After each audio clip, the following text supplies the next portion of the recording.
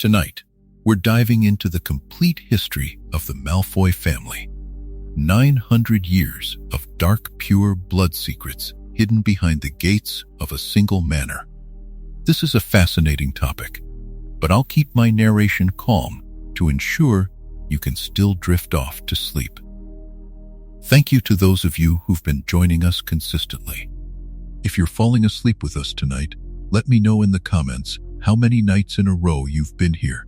And if this is your first night, just comment night 1.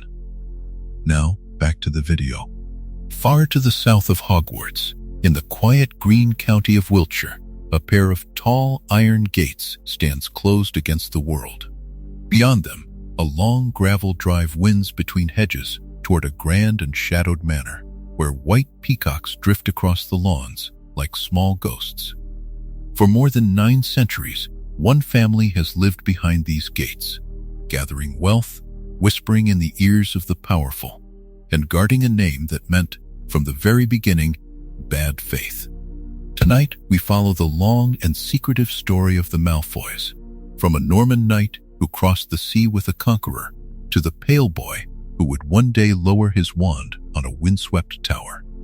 We begin our night at a pair of iron gates in the green heart of Wiltshire, where the mist gathers low along the hedgerows and the last light of evening settles into the grass. The gates are tall and dark, wrought long ago by hands that understood both metal and meaning, and they carry upon them a single letter that has come to signify a great deal. Beyond them, a long avenue curves between rows of ancient yew. And at the end of that avenue stands a manor house of pale stone, its many windows glowing faintly against the deepening blue. We linger here for a moment, in this hushed and drowsy hour, and we let the quiet of the place fold over us like a blanket drawn up in the dark. There is no hurry tonight. The gates are patient. The house has stood for centuries, and it will stand a while longer, and we have all the time in the world to wander back through the years it has kept. For every stone of this manor, every polished floorboard and shadowed corridor was raised upon a story that begins far from these gentle English hills. To understand the family that dwells behind these gates, we must travel back nearly 1,000 years, across the narrow gray channel that separates this island from the coast of France to the autumn of the year 1066. It is there, in that season of change, that our tale truly opens, with the arrival of a knight whose name would echo down the generations. This first chapter of our long and restful journey we call the Norman Knight, and it is the story of how a single ambitious man planted the seed of one of the oldest and most secretive fortunes in the wizarding world. His name was Armand Malfoy, and he came to England not as a wanderer or a pilgrim, but as a soldier in the great host of William, Duke of Normandy.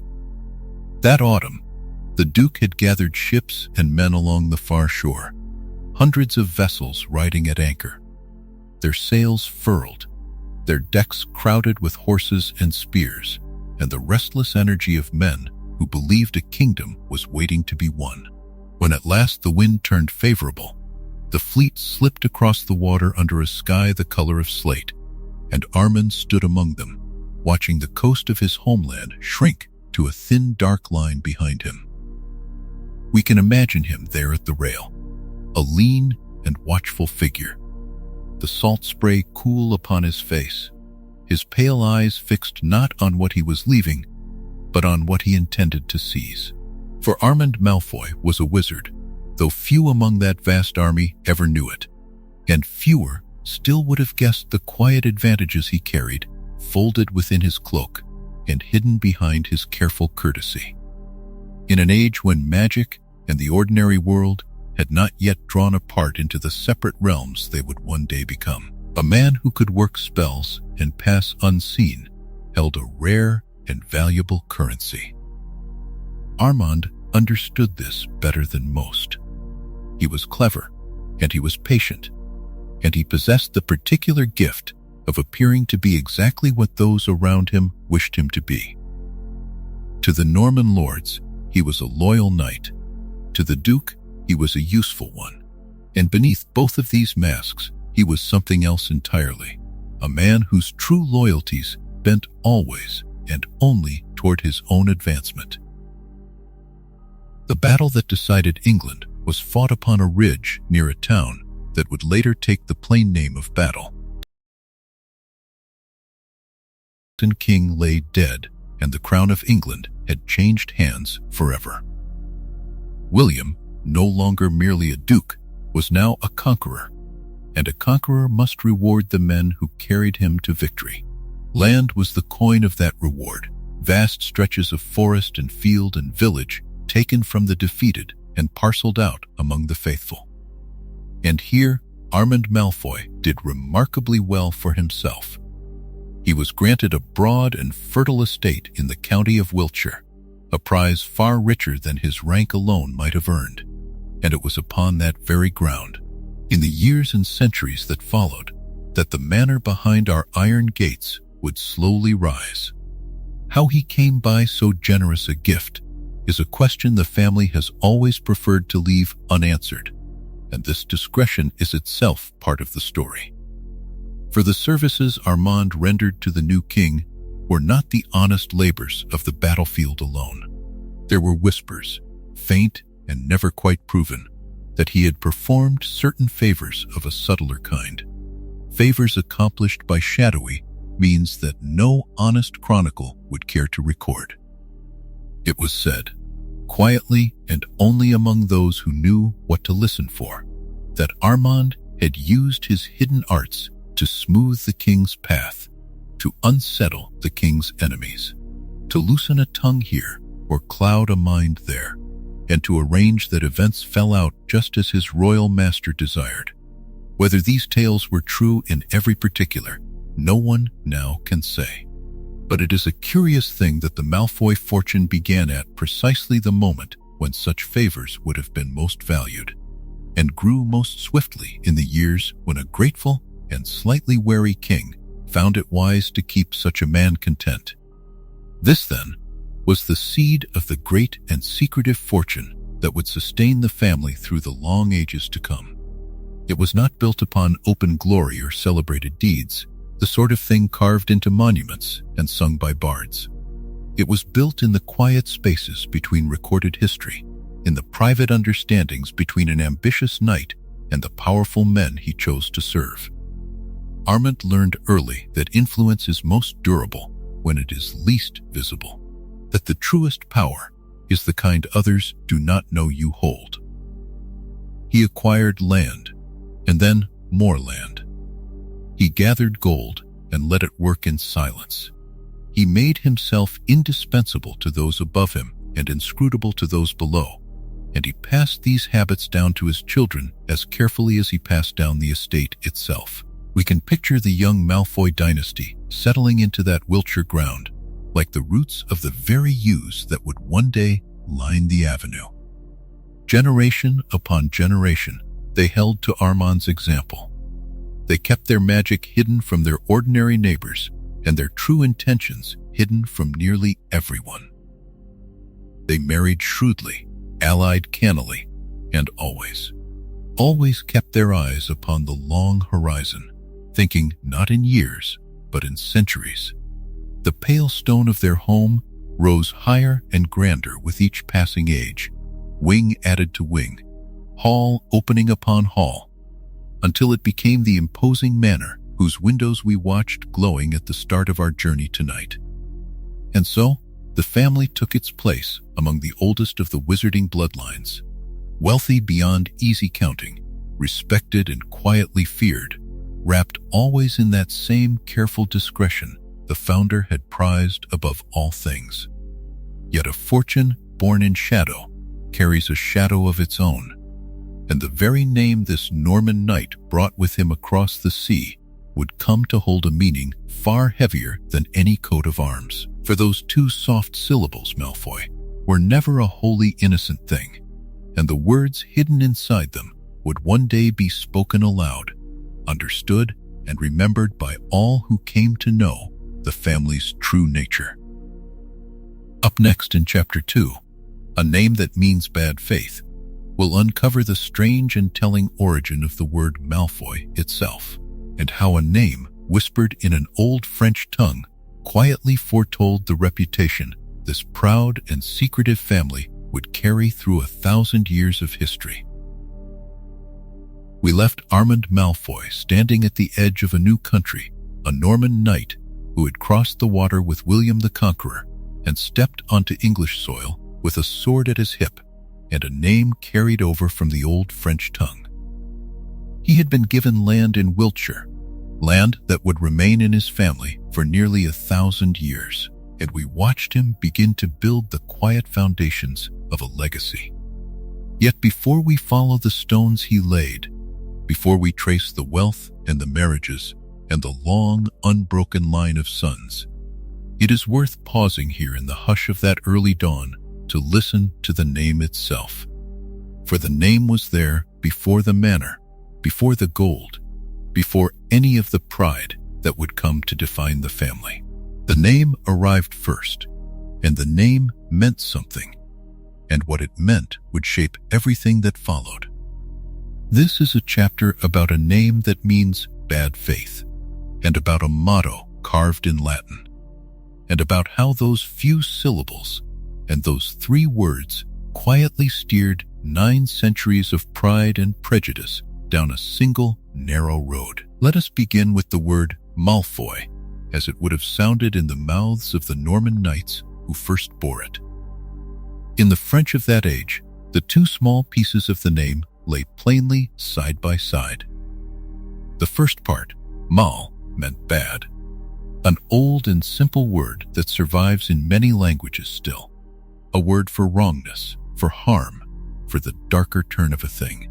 The second part, foy, was an older spelling of foy, which meant faith. Put together, Malfoy meant bad faith, and a person who carried it might be understood as the bad faith one, the one who could not be trusted to keep a promise, the one whose word was not to be relied upon. In the courts and camps of medieval Europe, where a knight's honor rested almost entirely on the strength of his sworn word, to be called the one of bad faith was no small thing. It marked a man as slippery, as a maker of hollow oaths, as someone whose loyalty might bend whichever way the wind of advantage blew. We do not know for certain how Armand earned such a name, or whether he earned it at all, or whether it clung to some ancestor of his long before the crossing to England. Names in those years were often given rather than chosen, pinned to a family by rumor or by reputation or by the sharp tongue of a rival. Perhaps some distant forebear had broken a vow. Perhaps he had switched sides in a war, or bargained his way out of a debt, or simply made enemies who wished to leave a mark that would outlast them. Whatever the truth, the name settled onto the family like frost onto a field, and it did not melt away. It endured. And here is the strange and quiet irony that hangs over the whole long story we are telling. A family branded from the start with the name of bad faith would go on to build its entire identity around the idea of purity, around the notion that its blood was cleaner, truer, and more worthy than the blood of almost everyone around it. That idea found its clearest voice in the family motto, 3 words of Latin that the Malfoys carried like a banner across the centuries. Sanctimonia vincit semper. Purity will always conquer. We can turn the words over slowly in the dark and feel their weight. Sanctimonia, purity, the state of being unmixed, unspoiled, set apart. Vincit, will conquer, will overcome, will win in the end. Semper, always, forever, without exception. Purity will always conquer. It was a promise and a threat folded into a single breath, and it was the kind of phrase a family repeats until it stops sounding like an opinion and starts to sound like a law of nature. Consider how those 2 things sat together in the same house for so many generations. On one side, a surname whispering that the family could not be trusted, that its faith was bad, that its word was hollow. On the other side, a motto declaring that the family stood for purity above all, and that purity would triumph over every rival forever. The one seemed to accuse, the other to boast, and yet, in the slow logic of pride, the two grew together rather than apart. The name that meant bad faith was not something the Malfoys could easily shed, so instead they built a wall of certainty around themselves, a wall made of the belief that their blood was pure and that purity was destiny. If the world had once called them untrustworthy, they would answer by calling themselves superior, and they would say it so often and hand it down so carefully from parent to child that in time the family came to believe it beyond any question. This is how a motto becomes a way of seeing. A child raised in the shadow of Sanctimonia Vincit Semper learns very early what the family considers precious and what it considers beneath notice. Purity of blood was treated as the highest good, the thing that made a Malfoy, the invisible inheritance passed along with the land, and the gold and the name. Marriages were arranged with an eye to keeping the bloodline unmixed, so that the family wove itself again and again into the same small circle of old wizarding houses, the Blacks and the Lestranges and the other ancient families who shared the same convictions. To marry outside that circle, to bring in blood the family judged as lesser, was to weaken the very thing the motto promised would always conquer. And so the Malfoys drew their world smaller and smaller, tighter and tighter, until the boundary of who counted as truly worthy ran only through their own kind. We can see, resting quietly in the distance of the story, how such a belief would harden into prejudice. Pride and prejudice are close companions, and in the house of Malfoy they walked side by side for centuries. The pride said, "We are pure, we are chosen, we will conquer."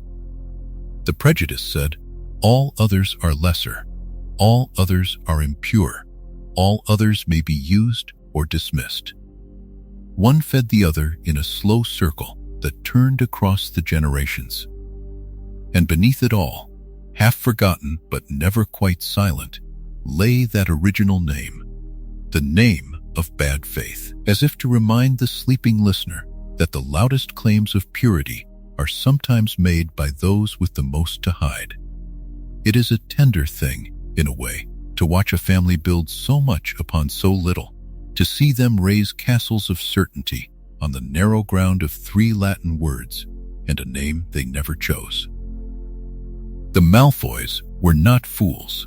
They were clever, careful, patient people who understood power and money and the long game of survival across the centuries. Yet the shape of their whole story was set here, at the beginning, in the meaning of a name and the promise of a motto. Purity will always conquer. They would repeat it in good times and in bad, in triumph and in ruin, and it would remain their compass long after the world around them had begun to change. For now, we let the words settle back into the quiet. The name that means bad faith, the motto that promises purity, the long, slow marriage of pride and prejudice that would define 9 centuries of one family's life. Armand Malfoy has his land in Wiltshire, and the name that traveled with him has begun to do its work, shaping how his descendants would see themselves and how they would see everyone else. But a name and a motto alone do not build a dynasty. Something more was needed, something solid and shining and difficult to ignore. Up next in Chapter 3, The Rise to Wealth, we'll uncover how the Malfoys turned favor and cunning and careful marriage into one of the greatest fortunes in the wizarding world, and how gold, more than any Latin promise, would come to make their name feared. We linger a moment longer with the name we studied in the chapter before, the name that carried its own quiet warning inside it, and with the motto that hung above every Malfoy like a slow and steady breath. Sanctimonia Vincit Semper, purity will always conquer.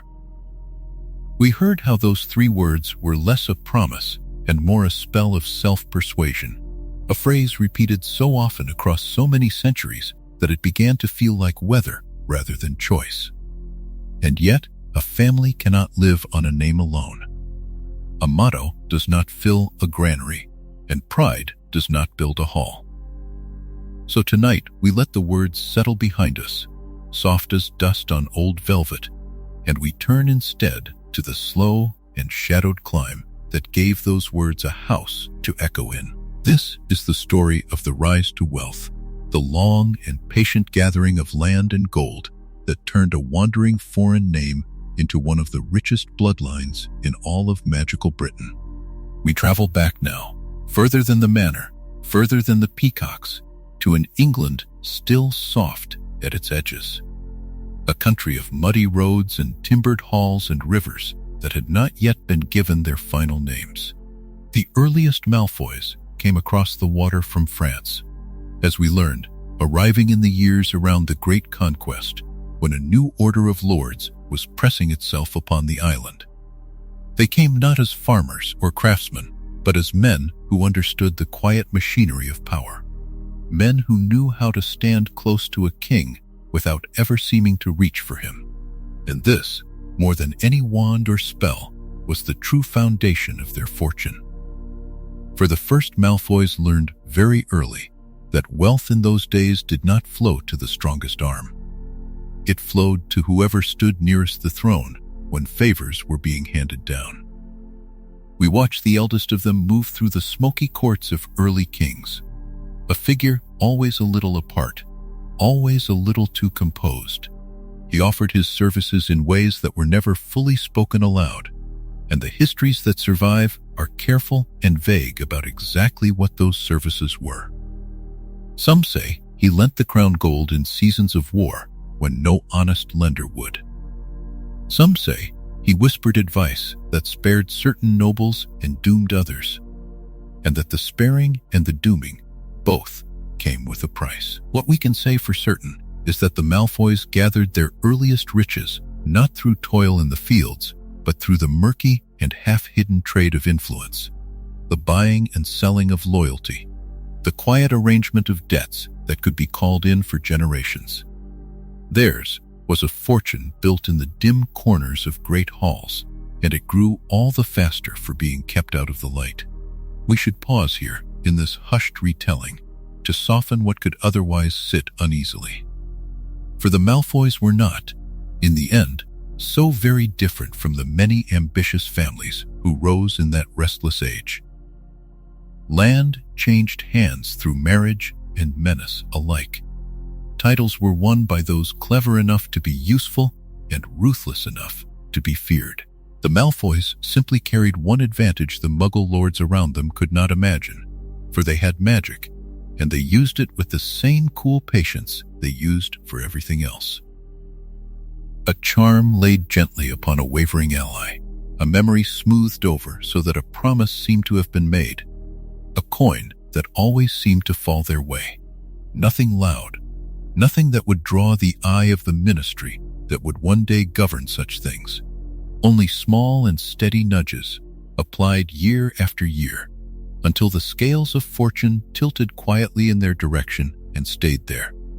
We follow the gold as it accumulates, and we follow the land as it spreads.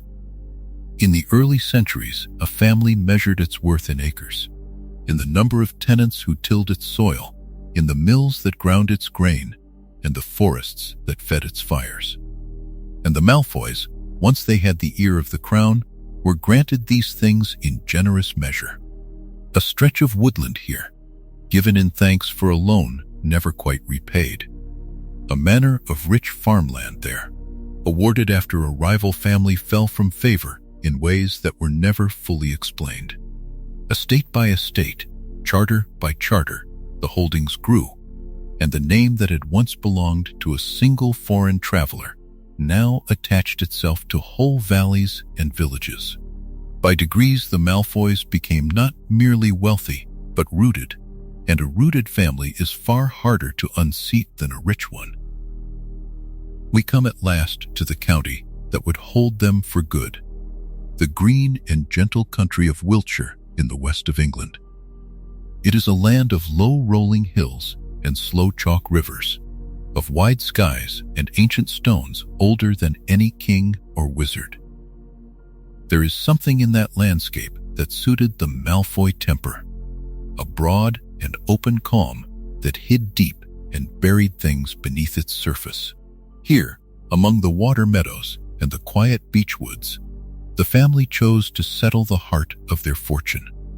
They gathered their scattered holdings toward this single county the way a careful hand gathers coins toward the center of a table, drawing everything inward, everything close, until Wiltshire became less a place they owned and more a place they simply were. The Green County became the Malfoy County, and it has remained so in the shadows of the magical world for the better part of 1,000 years. We watch their influence deepen in these settled centuries, and we notice something that made the Malfoys unusual even among the great wizarding houses. For most old magical families kept themselves apart from Muggle society, holding their power only within the hidden world of wands and cauldrons. The Malfoys did no such thing. They wove their influence into both worlds at once, magical and mundane alike, and they did it with the same untroubled ease. In the wizarding sphere, they cultivated ties to every family that mattered, marrying carefully, lending favors, positioning themselves near whatever councils and courts governed the secret world of their kind. But in the Muggle world too, they kept a quiet foothold, moving among the ordinary nobility of the land, the lords and ladies who never guessed that the elegant and agreeable family down the valley could bend a mind or brew a fortune. To the Muggle gentry, they were simply old money, a little cold perhaps, a little distant, but respectable beyond question. We understand, watching this, how clever a strategy it truly was. By keeping one hand in each world, the Malfoys made themselves nearly untouchable. When the wizarding world grew dangerous, they had Muggle wealth and Muggle standing to fall back upon. When Muggle politics turned unkind, they retreated into the hidden society where their magic gave them the upper hand. They played the two worlds against one another, like a merchant playing two rival ports, never wholly committed to either, always able to slip from one to the next. And through it all, the gold kept flowing inward toward Wiltshire, the land kept gathering, and the name kept rising, until few families in all of Britain could match the sheer depth of the Malfoy purse. We reach, then, the summit of this long and shadowed climb. By the close of these centuries, the Malfoys had become everything their motto had promised them they would be. Rich beyond ordinary reckoning, rooted in the greenest county of England, respected and quietly feared in two worlds at once. The wandering foreign name had become a fixed and heavy thing, a name that opened doors and closed them, a name that carried the weight of gold behind every syllable. And now, with their fortune secured and their county chosen, the family turned their attention to the one thing every great house must have: a seat worthy of the name, a house grand enough to hold all that they had gathered.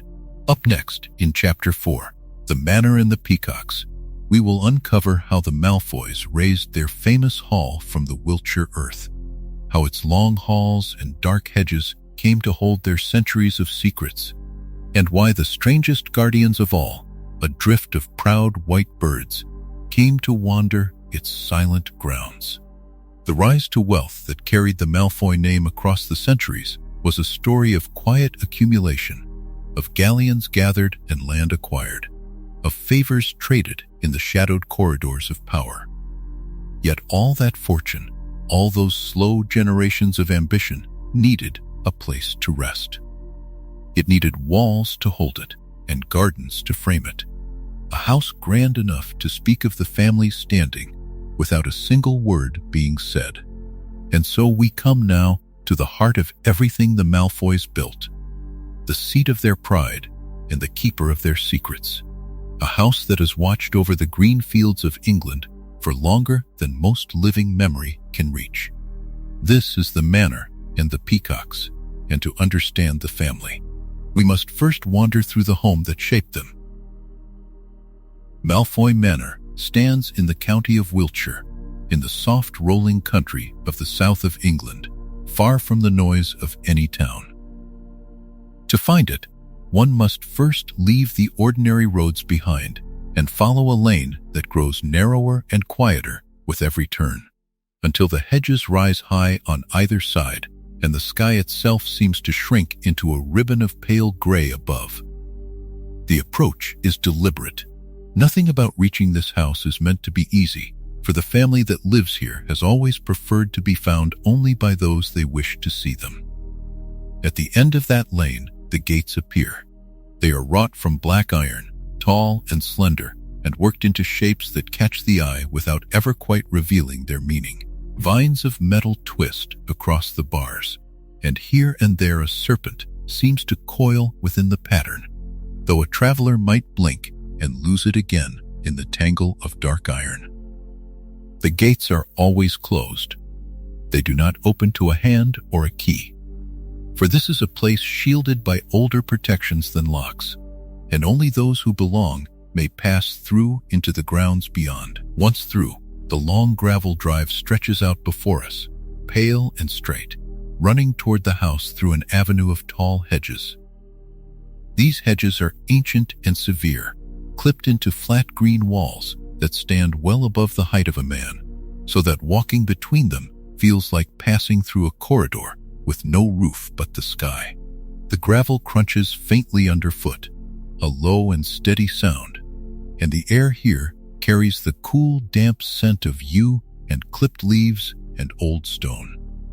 There is a hush over this drive, the particular stillness of a place where sound seems reluctant to travel, where even the wind moves with a kind of hushed restraint.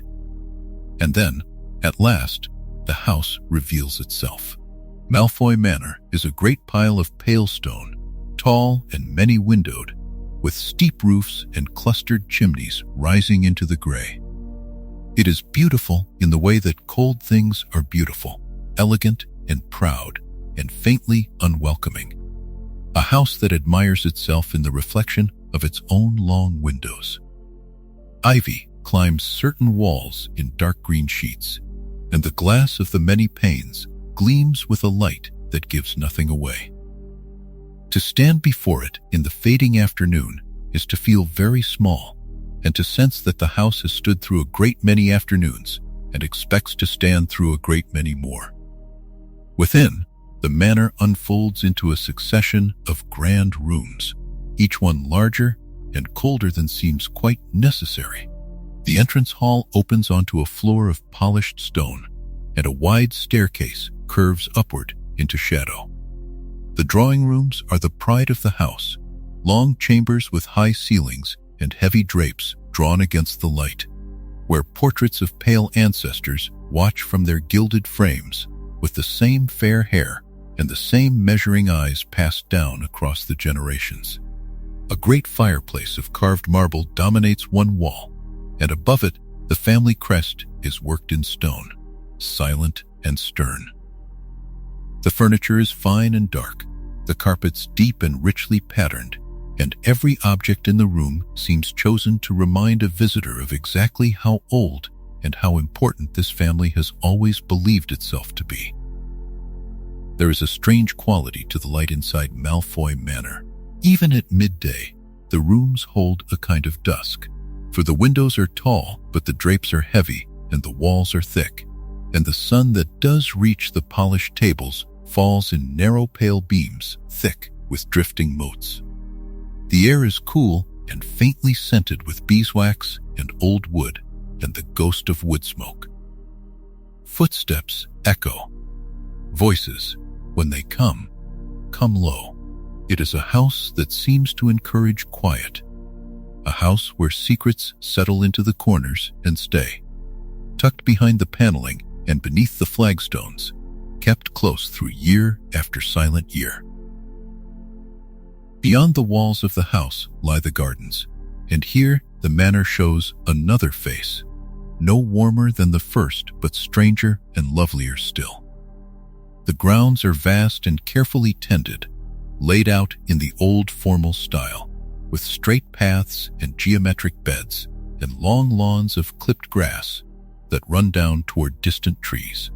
Everywhere there is yew, dark and dense and ancient, shaped into towering hedges and heavy archways, so that the gardens are dim even in bright weather, shadowed by walls of near black green. To walk here is to move through a series of green rooms, each opening onto the next, each holding its own small fountain or weathered statue or stone bench set beneath the boughs. It is beautiful, and it is somber, a place of deep shade and deeper stillness, a garden that seems to hold its breath. And through all this cold and lovely order drift the peacocks. They are white, entirely white, pale as new snow against the dark of the yew, and they move across the lawns with a slow and stately grace that suits the house that keeps them. There are several of them, wandering where they please, trailing their long tails behind them like folds of pale silk over the green. Now and then, one will pause and lift its head, and the plume upon its crown will tremble, and it will regard the grounds with a small, proud eye. Sometimes, in the deep quiet of the evening, one of them will spread its great fan of feathers, and the whole shape of it will shimmer, ghostly and radiant, in the last of the failing light. The peacocks are useless and magnificent, kept for no reason but display, and in that they are the truest emblem of the family that owns them. Beauty worn as a kind of armor, splendor offered where warmth is withheld. As the day sinks toward night, the manor gathers its shadows close. The lawns go silver under a rising moon, and the white peacocks settle into roosts among the dark trees, and the tall windows of the house begin, one by one, to glow with a low golden light behind their heavy drapes. A traveler standing at the closed iron gates might look up the long pale drive at that glow and imagine warmth within, a hearth, a family gathered close. But the truth of Malfoy Manor is colder than any fire could warm, for this is a house built to keep the world at arm's length, a house of cold beauty and long silences and things that are never spoken aloud. It has held generations of Malfoys, and it has held their pride, and it has held their many buried secrets, and it has never once given any of them up. For a house is only stone and glass and shadow, and a garden is only leaf and lawn and drifting bird. What truly fills these grand cold rooms is the people who have lived within them, and the choices they made, and above all the marriages they arranged to keep their blood as pure and pale as the peacocks on the grass.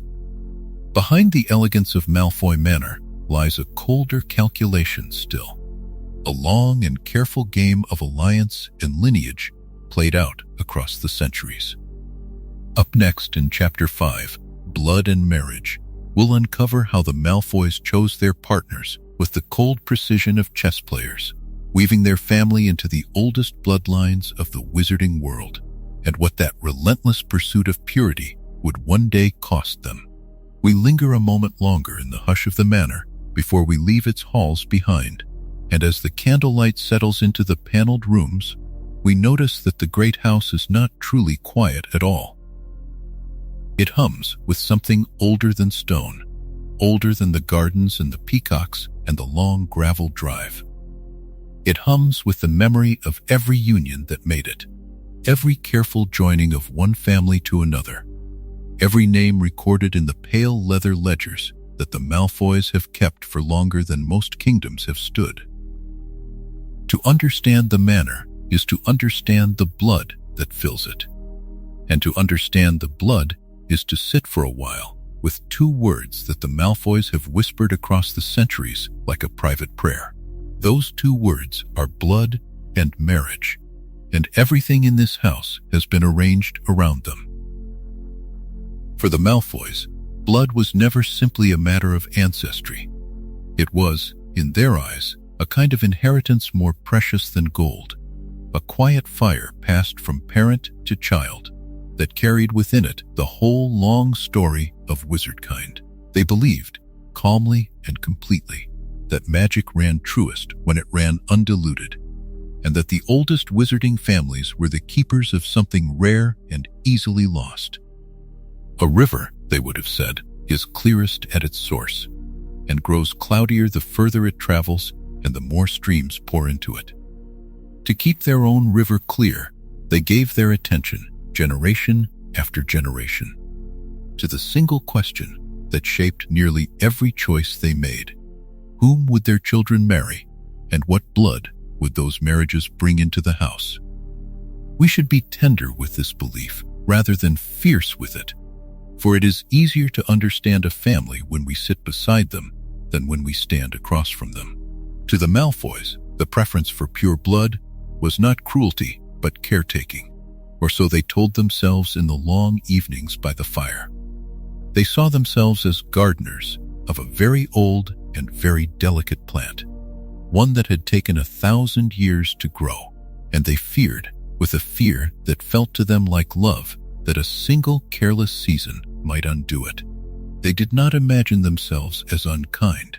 They imagined themselves as loyal to the dead who had come before and to the unborn who would come after. And in their minds, that loyalty asked a price, and the price was paid at the altar. And so the marriages of the Malfoys were never left to chance, and rarely left even to affection.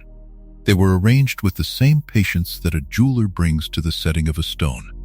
A son or a daughter of the house was understood, almost from the cradle, to be a link in a chain that stretched back into the mist and forward beyond sight. The families that the Malfoys considered worthy of that chain were few, and they were always ancient. There were the Blacks, whose own motto spoke of purity forever, and whose tapestry recorded their line in threads of silver. There were the Lestranges and the Rosiers, the Averys and the Bulstrodes, the Knots and the Greengrasses, houses whose names carried the same old weight and whose ledgers reached back into the same distant centuries. Among these families the Malfoys moved as equals, trading sons and daughters the way older kingdoms once traded princes, so that the same handful of surnames wound together again and again, like ivy on a single wall. In time these families came to be gathered, at least in the private reckoning of those who cared about such things, into a list, and the list was given a name that has drifted down to us with a strange and solemn music.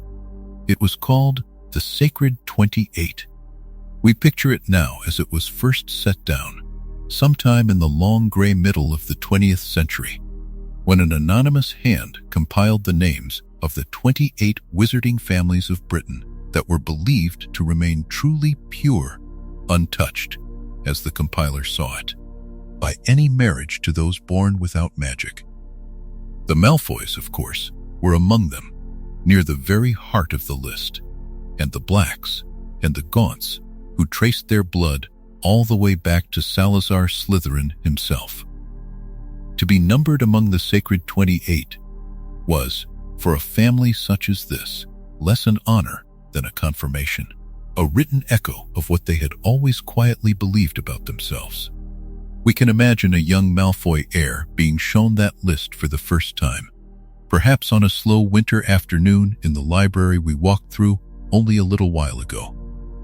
We can imagine the elder tracing the names with one finger, naming the houses, explaining without heat and without haste how the child before them fit into the pattern. Here are the families you may love, the lesson ran, and here, unspoken but understood, are all the others you may not. It was a lesson taught not in anger, but in the low, certain voice one uses for things that are simply true, the way another family might teach a child the names of the constellations or the turning of the seasons. And the child, more often than not, believed it, because children believe the world their parents described to them, and this was the only world a Malfoy child was ever shown. There was a weight in all of this, and we would be gentle liars if we pretended otherwise.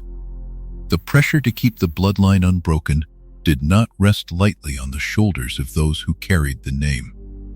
Every generation felt it, this quiet expectation that they would find a partner of the proper blood, produce an heir of the proper blood, and hand the whole careful edifice on to the next in line without so much as a hairline crack.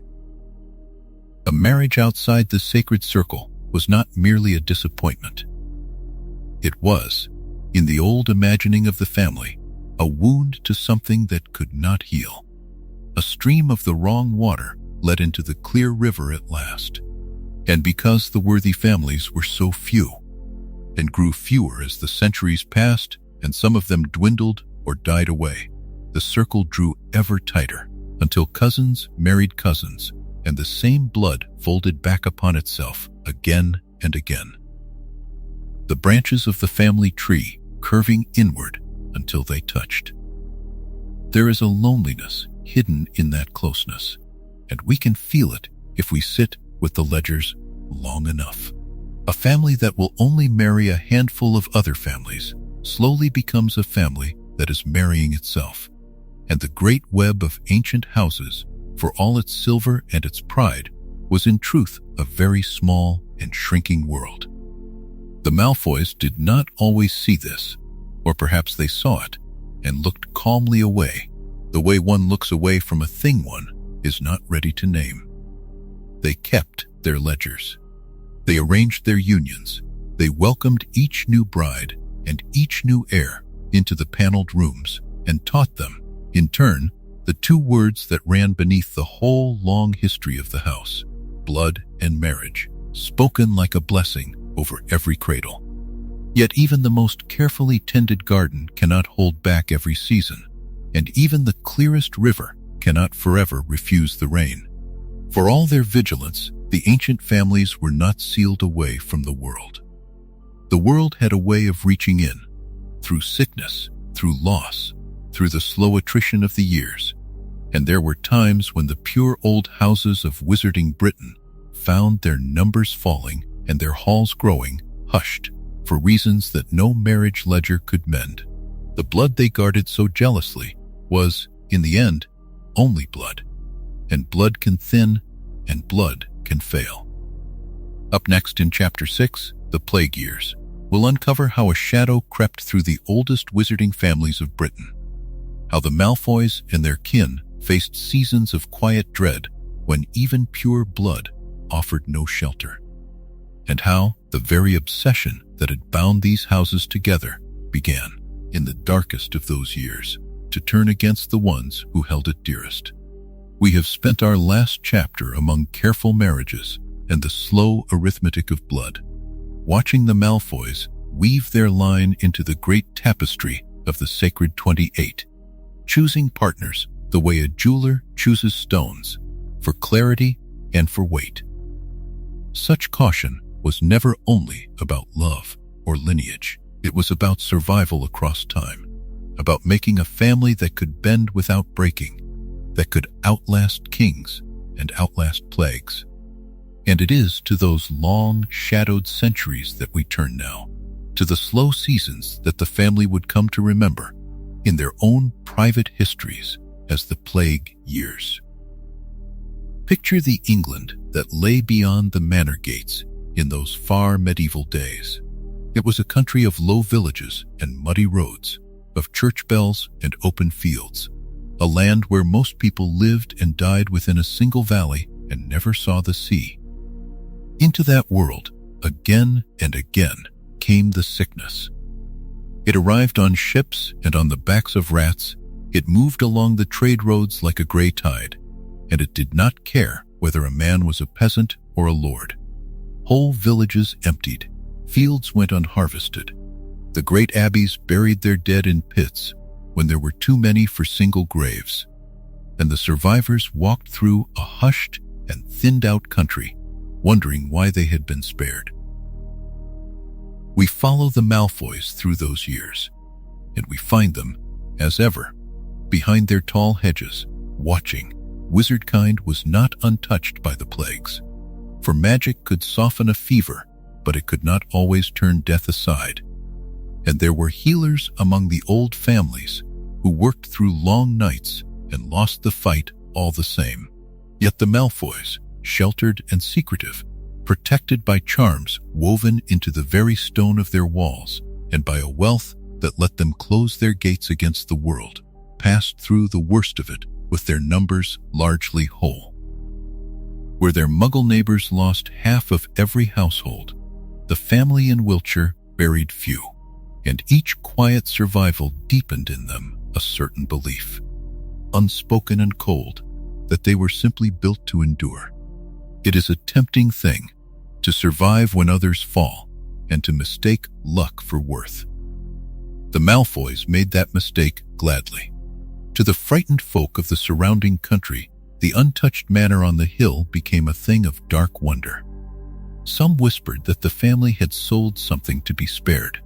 Others thought them blessed, protected by a saint or by an old and favorable star. The Malfoys, who understood the uses of fear better than almost anyone, did nothing to correct either story. Let the villagers wonder. A family that seemed touched by fortune or by something stranger was a family that others approached with caution and with gifts. And here we come to the quiet art that the Malfoys perfected across these hard centuries, the art of influence without exposure. They had learned, long before, that the man who stands at the front of the room is the man who is remembered when things go wrong. So they did not stand at the front. In a time when Muggle nobility rose and fell like grass in the wind, when a duke might be feasting one spring and headless by the next, the Malfoys made themselves useful to the powerful in ways that left no fingerprints. They lent gold to lords whose harvests had failed. They found, through channels no one could quite trace, the small pieces of knowledge that a nervous baron needed, the whereabouts of a rival, the weakness in a marriage contract, the rumor that could ruin a claim. And they asked, in return, only for land, for charters, for the quiet right to be left alone. We watch a single scene repeated in 100 variations across the long medieval dark. A Muggle lord sits in a cold hall, his fortunes failing, his enemies circling. A messenger comes from the family in Wiltshire, bearing a loan and a courteous word. And the lord, grateful and desperate, presses his seal to a paper he does not fully read. Years pass. The lord recovers, or he does not, but either way the paper remains, and the Malfoys collect what they are owed in the slow, patient manner of people who are never in a hurry. They did not want titles for themselves. A title meant a seat in the great councils, meant being seen, meant being asked awkward questions about a family that never seemed to grow old or grow poor. What they wanted was leverage, the invisible thread that runs from a hidden hand to a public throne. There is something serene, in a way, about the patience of it all. While the Muggle world tore itself apart over crowns and borders, over which cousin should sit in which chair, the Malfoys watched from behind their gates and waited for the pieces to fall, as pieces always do. They did not need to win the wars of men. They needed only to be there afterward, unharmed, with their loans still owed and their secrets still kept, ready to whisper into the ear of whoever had climbed to the top of the heap. A dynasty of Muggle kings might rise and reign and vanish in the time it took a single Malfoy patriarch to see his hair go gray. For wizardkind lived long, and that long life gave the family a kind of horrible advantage. They could afford to be patient because they, unlike the men they manipulated, had time. Through the plague years, the manor itself grew quietly richer. New wings were raised, the gardens were extended, and it was in these centuries, some of the family histories claimed, that the first white peacocks were brought to walk the lawns, pale and strange and beautiful, a living sign that this was a house apart from the ordinary struggles of the ordinary world. Inside, the library swelled with books bought from ruined estates and failing monasteries, some of them ordinary, and some of them very much not. And in the long galleries the portraits multiplied, generation upon generation of pale, proud faces looking down on their descendants, each one having survived a century that had swallowed so many others. Yet we should not imagine that these years left the family untouched in spirit. Something settled into the Malfoys during the plague centuries, a habit of mind that would harden into the thing we know them for. Living so long behind their walls, watching the Muggle world flail and die, and rebuild itself only to flail again, they came to see ordinary people not as neighbors but as weather, as a force to be managed and steered and never truly joined. The contempt was quiet at first, a thing of tone rather than of doctrine. But it was there, growing in the soil of every unearned survival, in every whispered bargain, in every villager who bowed at the gate. The family that would one day speak so loudly of blood and purity was, in these years, learning in silence to believe that it stood above the common run of humankind, and that the common run existed chiefly to be used. So they endured, and they prospered, and the plague years passed into the slow, ordinary centuries that followed, leaving the Malfoys wealthier, more secretive, and more certain of themselves than ever. For a long while their contempt stayed private, a thing kept within the family, expressed only in careful bargains and in the closed set of a proud mouth. It might have stayed that way forever, a quiet poison in a quiet house. But no belief stays silent in every generation. Somewhere in the line, sooner or later, a Malfoy was bound to be born who wished to say aloud what the others only thought, and to put those thoughts not into whispers, but into ink, and to send them out beyond the gates. Up next in Chapter 7, Brutus Malfoy and the Warlock's Pamphlet will uncover how one restless member of the family took the quiet contempt of the plague years and gave it a voice, printing his prejudice for all of wizarding England to read, and setting the Malfoy name on a louder and more dangerous road. The plague years had passed, as all such years eventually do, leaving behind them a quiet that felt less like relief and more like exhaustion. We remember how the family had drawn inward during those long seasons of sickness, how the great house had closed its doors against a world it no longer trusted, and how the survivors emerged into a changed country with the strange, hollow calm of people who have counted their dead and found the number too large to hold. Time, as it always does, moved gently forward. The fields recovered, the markets reopened, and within the walls of the family seat, a new generation grew up in the long shadow of everything their parents and grandparents had endured. It is into this quieter, colder world that we now turn our attention, to a man whose name would come to stand for one of the most deliberate and carefully argued expressions of the family's oldest fears. We come now to the story we might call Brutus Malfoy and the Warlock's Pamphlet. Brutus Malfoy was born into the early years of the 18th century, a time when the wizarding world had grown accustomed to living hidden inside the ordinary world of Muggles, tucked away in the folds of villages and cities, invisible to those who were never meant to see. He was not a warrior, as some of his ancestors had been, nor a courtier who whispered into the ears of kings. Brutus was a man of ink and paper, of long evenings spent bent over a writing desk while candlelight pooled across the pages before him. He was, by the standards of his family, a scholar, though his scholarship carried a sharp and particular purpose. For Brutus had become the editor of a wizarding publication, a periodical that circulated quietly among certain households of the old bloodlines, and its pages were devoted almost entirely to a single, steady theme.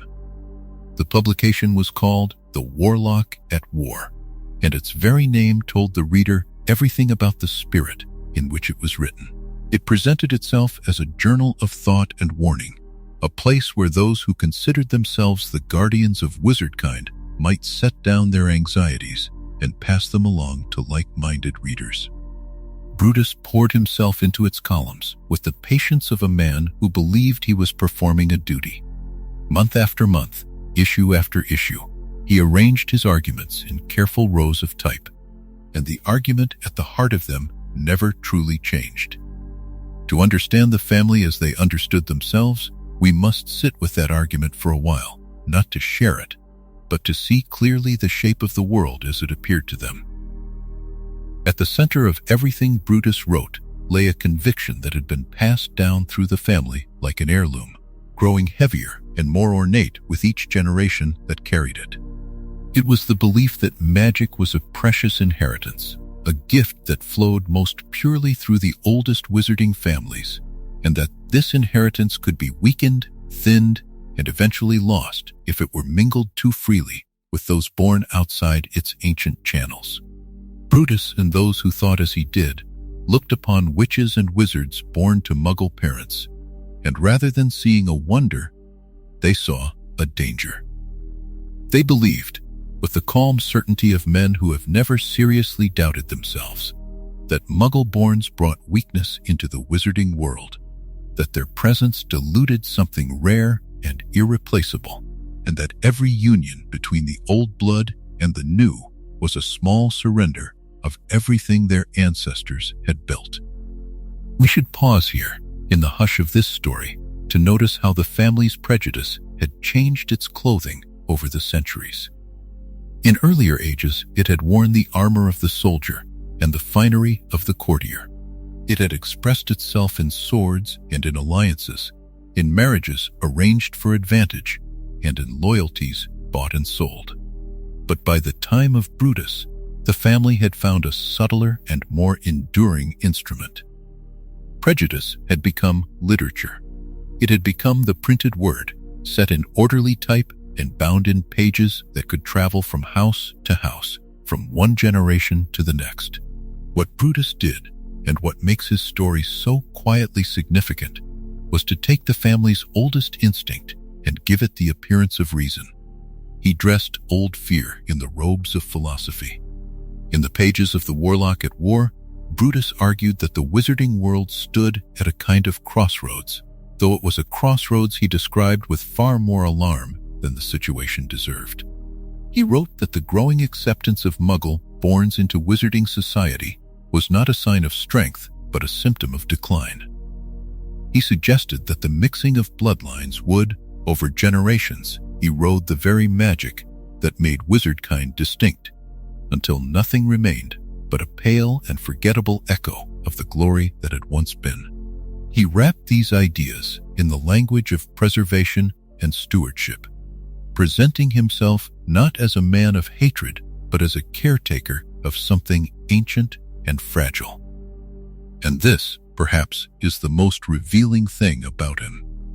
He did not believe himself to be cruel. He believed himself to be responsible. The family absorbed these ideas as though they were the most natural thing in the world, because to them, they were. Brutus was not an outcast within his household, spouting opinions that scandalized his relatives. He was, in a sense, their voice, the one among them who had the patience and the skill to set down in words what the others merely felt. When his relatives read his columns by the fire on winter evenings, they were not encountering new ideas. They were meeting old convictions given a clearer shape, and they nodded along with the comfortable satisfaction of people hearing their own thoughts spoken back to them. The publication became a mirror in which the family saw itself reflected, dignified, and articulate. Its ancient snobbery transformed into what looked, to their eyes, like wisdom. There is a particular kind of danger in this quiet, reasoned form of prejudice, and it is worth dwelling upon before we let the candle burn lower. The prejudice of the sword can be fought, resisted, and defeated. But the prejudice of the printed page is patient. It slips into homes without violence. It teaches children while they sleep, in the books left open on the table and the journals stacked upon the shelf. Brutus understood this, whether or not he ever named it to himself. By committing the family's worldview to paper, he ensured that it would outlive him, that it would be read by wizards who had never met him and passed down to descendants who would inherit not only his name, but his convictions. His pen accomplished what no blade ever could, for it wrote his fear into the very memory of his line. And so, we leave Brutus at his desk, the candle guttering low, the fresh pages of another issue drying in the still night air. He believed he was defending something noble. He believed the future of magic itself rested upon the words he set down. He could not have known how completely the world was about to change around him, nor how the very hiddenness that his kind had come to depend upon was soon to be written into law, binding every witch and wizard, whatever their blood, into a single shared secret. The pamphlets and journals of men like Brutus would go on speaking their old anxieties, yet the ground beneath them was quietly shifting toward a new and far larger settlement.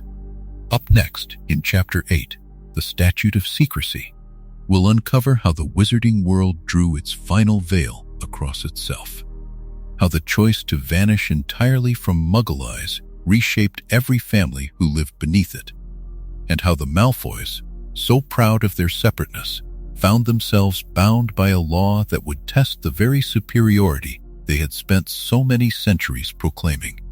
We leave Brutus Malfoy where the last chapter set him down, in his study among his pamphlets and his careful anger, a man who spent his years warning others of a danger he could not quite name.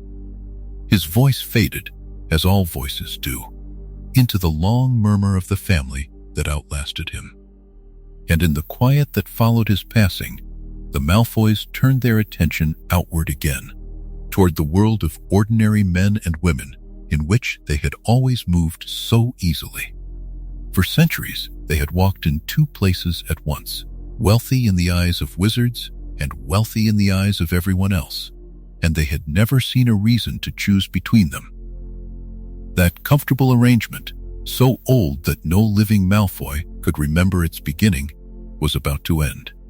We come now to the year 1692, and to the great change that history remembers as the Statute of Secrecy. To understand what that year meant to a family like the Malfoys, we must first picture the shape of their lives before it. In the long span of centuries that came before, magic had not been hidden away behind an unbroken wall. It was concealed, yes, and it was cautious, but the line between the two worlds was soft and porous, and a clever family could pass across it whenever it suited them. The Malfoys were exactly such a family. They held land granted by ordinary kings. They dined at the tables of ordinary lords. They lent money, arranged marriages, whispered advice into the ears of men who ruled counties and commanded soldiers. Their name carried weight in courtrooms and cathedrals as well as in the hidden gatherings of wizardkind. They were, in the truest sense, players in two games at once, and they had grown very fond of winning both. But the world of ordinary people had been turning against magic for a long time. Fear had been rising slowly, like water behind a dam, and with fear came the hunt. Across the lands of Europe, and in the Isles as well, suspicion hardened into violence, and men and women thought to be witches were dragged into the light and made to suffer. Most of those accused had no magic at all. They were merely poor, or strange, or unlucky, or standing too close to someone else's grief. Yet the danger to true wizards was real enough, and it grew year by year, until the leaders of the wizarding world understood that the old soft border could no longer keep anyone safe. Something firmer would have to take its place. And so, in that year of 1692, the International Statute of Wizarding Secrecy was drawn up and agreed. Its purpose was simple to state and enormous to carry out. From that day forward, the world of magic would withdraw completely from the sight of ordinary people. Wizards and witches would live apart, hidden, governed by their own kind, answerable to no ordinary crown. They would surrender their open place in the world of men in exchange for the promise of never again being hunted through it. It was, for most of wizardkind, a great relief, the closing of a door against a cold and dangerous wind. For the Malfoys, it was something far more complicated and far more bitter. We should be tender with them here, for a moment, even knowing all that they were. The statute asked them to give up something they treasured above almost everything else, which was their standing among ordinary men. Other families felt the loss lightly because they had built their whole lives within the magical world and had little to leave behind on the far side of the wall. The Malfoys were not such a family. Their power had always been a bridge that reached into both worlds, and now they were being told to burn one end of it. The land they held from ordinary lords, the favors they were owed by ordinary men, the quiet influence they had spent generations weaving through the halls of ordinary power, all of it was to be folded away and forgotten, as though it had never been. They resented it deeply, and they made no great secret of that resentment within their own walls. To retreat behind the statute felt to them not like safety, but like a kind of exile, a shrinking of the world they had been born to command. They had never truly feared the ordinary people, for they had always believed themselves cleverer, richer, and better placed than any lord or bishop who might turn against them. To hide from such men struck them as beneath their dignity. In their eyes, the statute was a law written for the timid, for those without the standing to protect themselves, and they chafed at being bound by the same rope as the frightened and the small. The pride that ran through every Malfoy like a vein of cold silver would not let the wound close cleanly.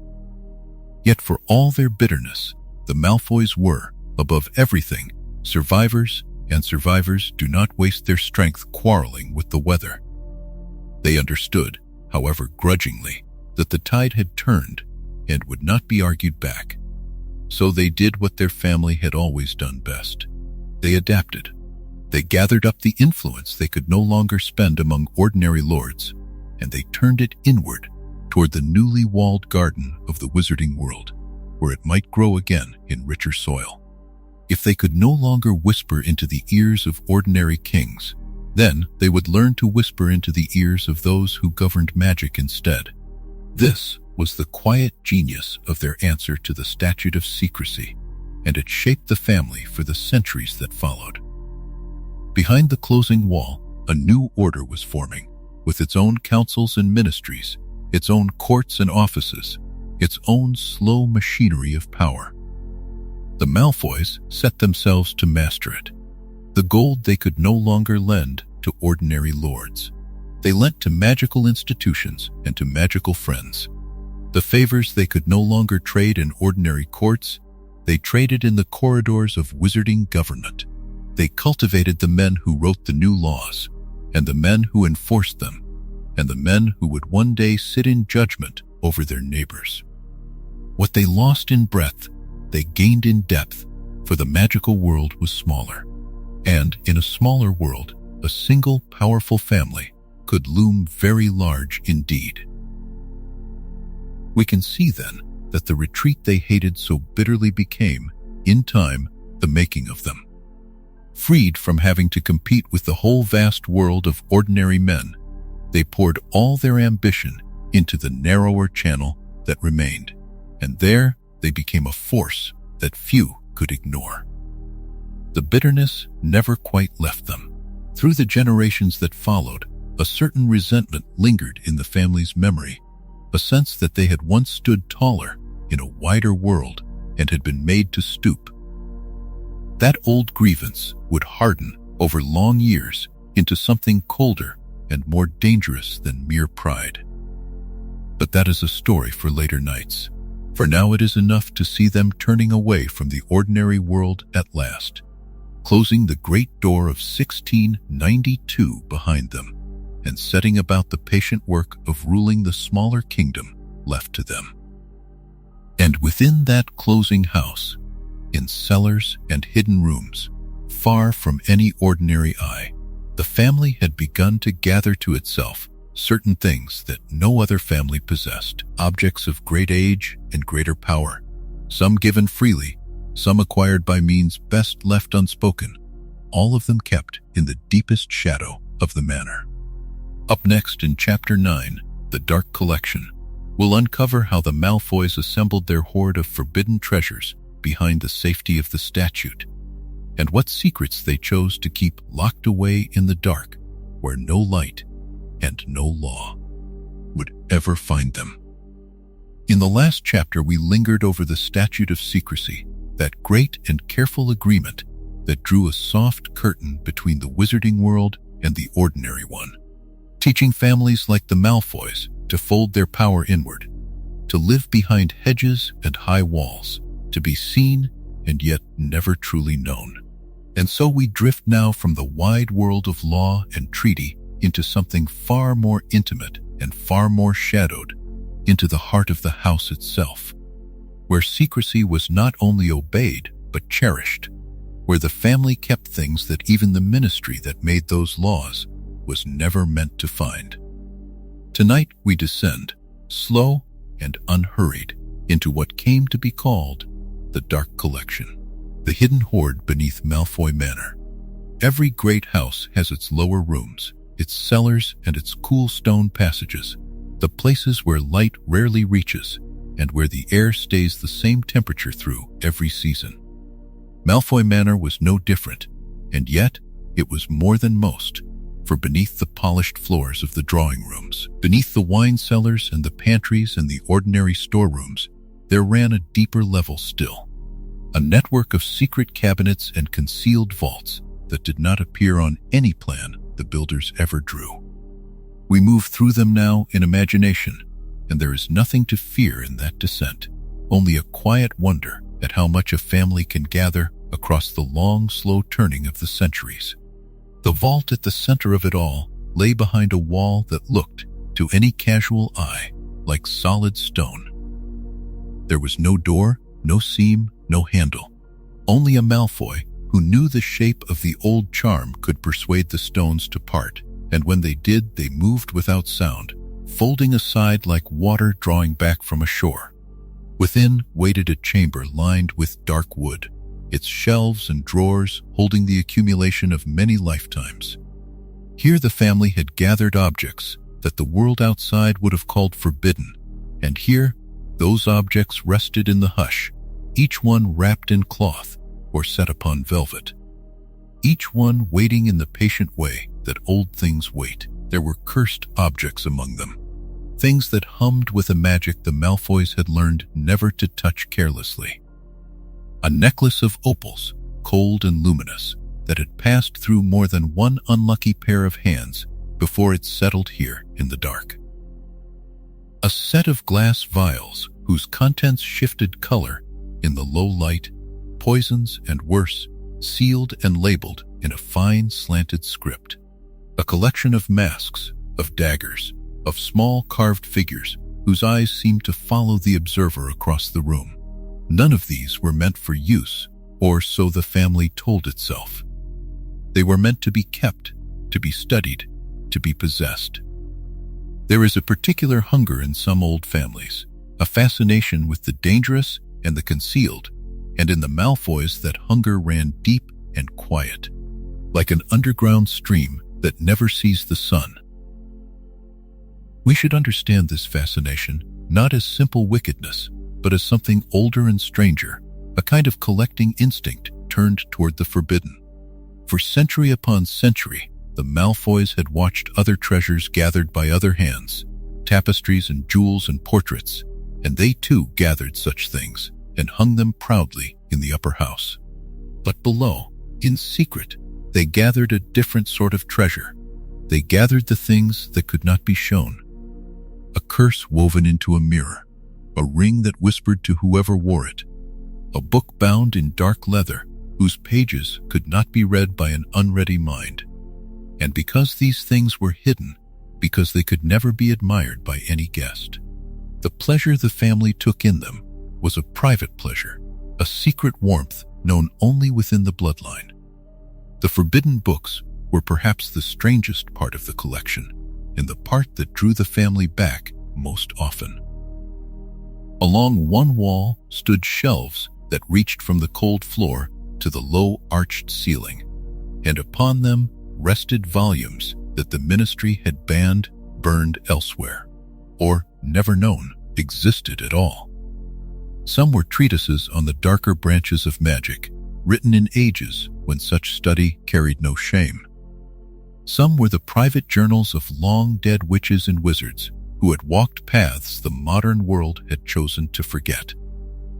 A few were so old that their language had faded almost past reading, their spells half-remembered, their warnings written in the margins by hands that had crumbled to dust generations before.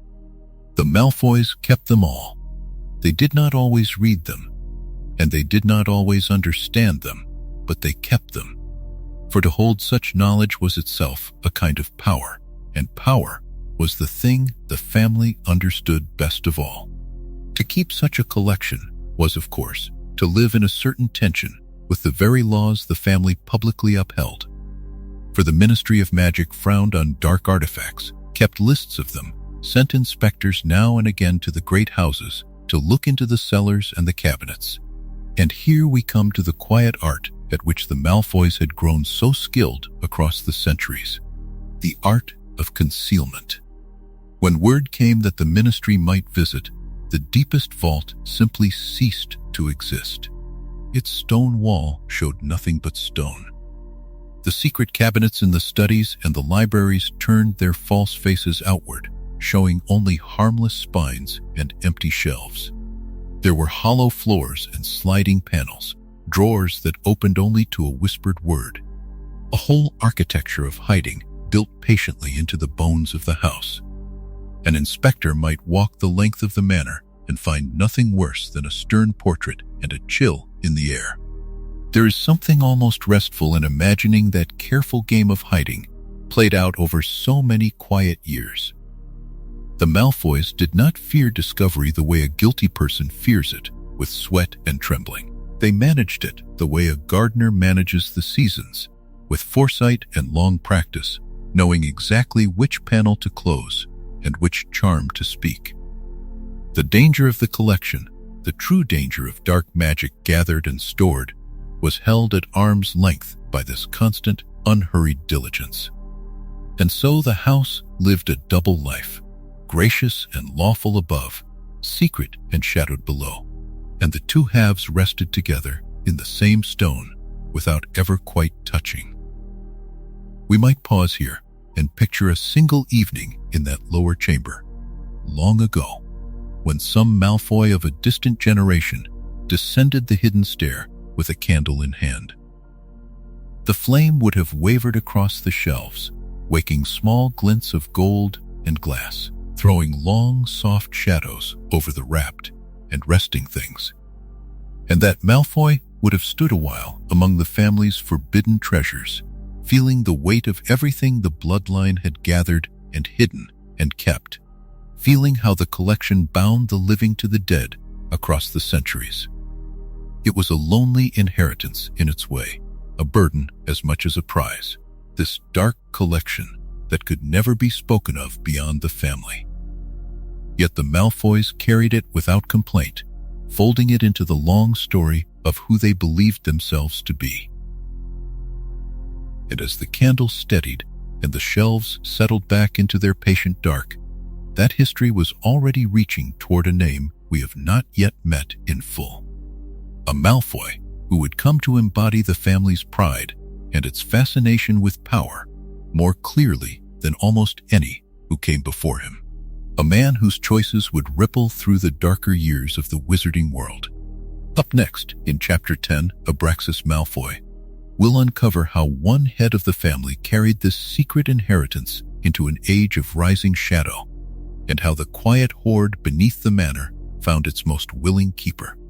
We leave behind the dark collection now, the cabinet of hidden things and whispered curses, the jewels that carried old grief and older ambition, and we let those shadows settle back into their velvet corners where they can rest undisturbed. We have spent long enough among objects that were made to wound, and so we turn away from them slowly, the way a traveler turns from a cold window toward the warmth of a familiar hearth.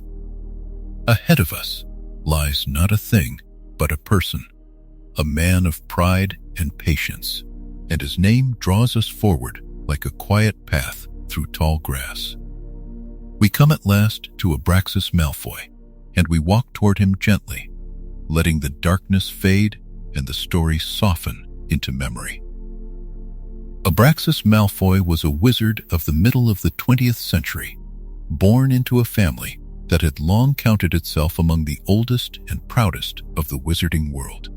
The Malfoys had lived in England for many centuries, and the great manor in Wiltshire that carried their name had stood through more seasons than any living person could remember.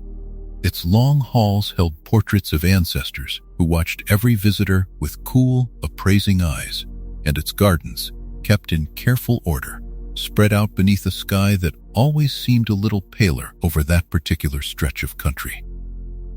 Into this world of stone and heritage, Abraxas was born, and from his earliest years, he understood, without ever being told in plain words, that he belonged to something that considered itself set apart. We picture him as a boy first, small beneath the high ceilings, his fair hair already the pale silver that marked so many of his line. He grew up surrounded by the quiet certainties of his household, by servants who moved without sound, and by a family that spoke of blood and lineage the way other families spoke of the weather. The Malfoys believed themselves to be pure of blood, descended without interruption from wizards alone, and they wore that belief not as a loud boast, but as a settled fact, as natural to them as breathing. Abraxas absorbed it early, and it shaped the calm, unhurried confidence that would follow him through the whole of his long life. When the time came, he went to Hogwarts, and there, as everyone in his family had expected, the Sorting Hat placed him in Slytherin. He wore the green and silver with a quiet satisfaction, feeling that the House of the Serpent suited him, that its emphasis on ambition and cunning and resourcefulness matched the temper of his own thoughts. He was not a loud student, nor a cruel one in any open way. Instead, he was watchful, careful, and clever, the sort of young man who learned the shape of a room before he spoke, who understood that real influence rarely announces itself. He made friends among the other old families, and those friendships, formed under the torchlight of the Slytherin common room deep beneath the lake, would prove useful to him for decades to come. We follow him out of school and into the wider world, and we watch as the boy becomes a man of standing. This was the era before the rise of the Dark Wizard, who would later be called Lord Voldemort, a stretch of years that felt, to those living through them, like a long and mostly untroubled afternoon. The wizarding community went about its quiet business, and among its more powerful families the Malfoys held a place near the very top. Abraxas came into the fullness of his inheritance, the manor and its lands, the family vaults at Gringotts, heavy with gold that had been gathering for generations, and the invisible web of connections that mattered even more than the money. He was, by any measure his own world would recognize, a rich and formidable man. Yet the thing that set Abraxas apart was not simply his wealth, for many wizards were wealthy.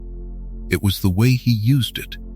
He understood, better than most, that power in the wizarding world flowed through the Ministry of Magic, through its offices and its committees, through the men and women who signed the papers and set the rules and decided, in 100 small ways, how the world would be run. And so Abraxas turned his attention there, not by seeking office himself, for he had little taste for the public part of politics, but by working quietly behind it. He gave where giving would be remembered. He befriended ministers and the men who advised them. He let it be known, in rooms where such things are known without being said aloud, that a friend of the Malfoy family need never worry, and that an enemy of it might find his path unexpectedly hard.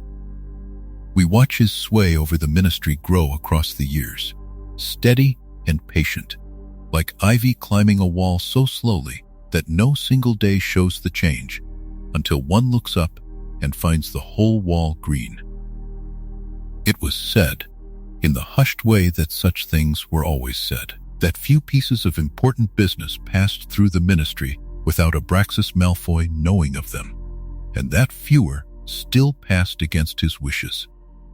He did not shout, and he did not threaten in any manner that could be pointed to afterward. He simply arranged. A word placed here, a favor called in there, a gift given at the right moment to the right person, and the world bent, quietly, in the direction he preferred. This was the decades of quiet power that made his name, the long stretch of soft influence that filled the years before the great darkness came. And through all of it, he was raising a son. Lucius was the child upon whom Abraxas fixed his deepest hopes, the boy who would one day carry the manor and the name and the whole careful weight of the family forward into the future.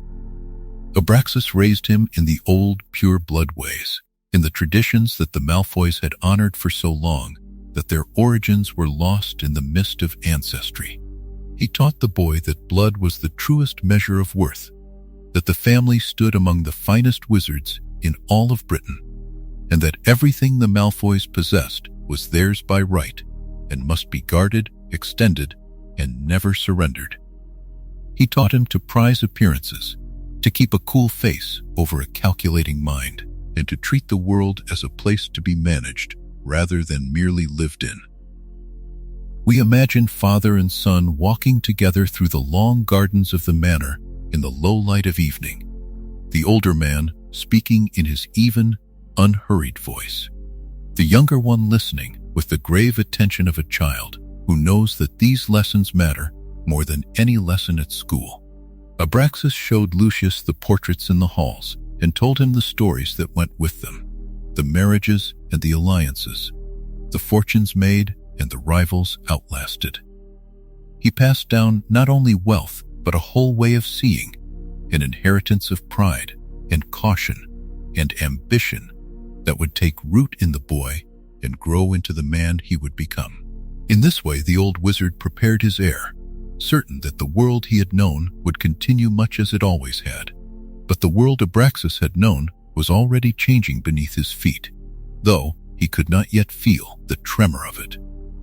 Far from the calm gardens of Wiltshire, a young man of extraordinary and terrible talent was gathering followers to a new and darker cause, and the settled afternoon of Abraxas Malfoy's long life was drawing, though slowly, toward its close.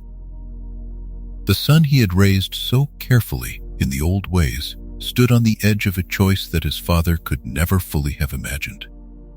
A choice that would carry the Malfoy name out of the quiet corridors of influence and into a storm.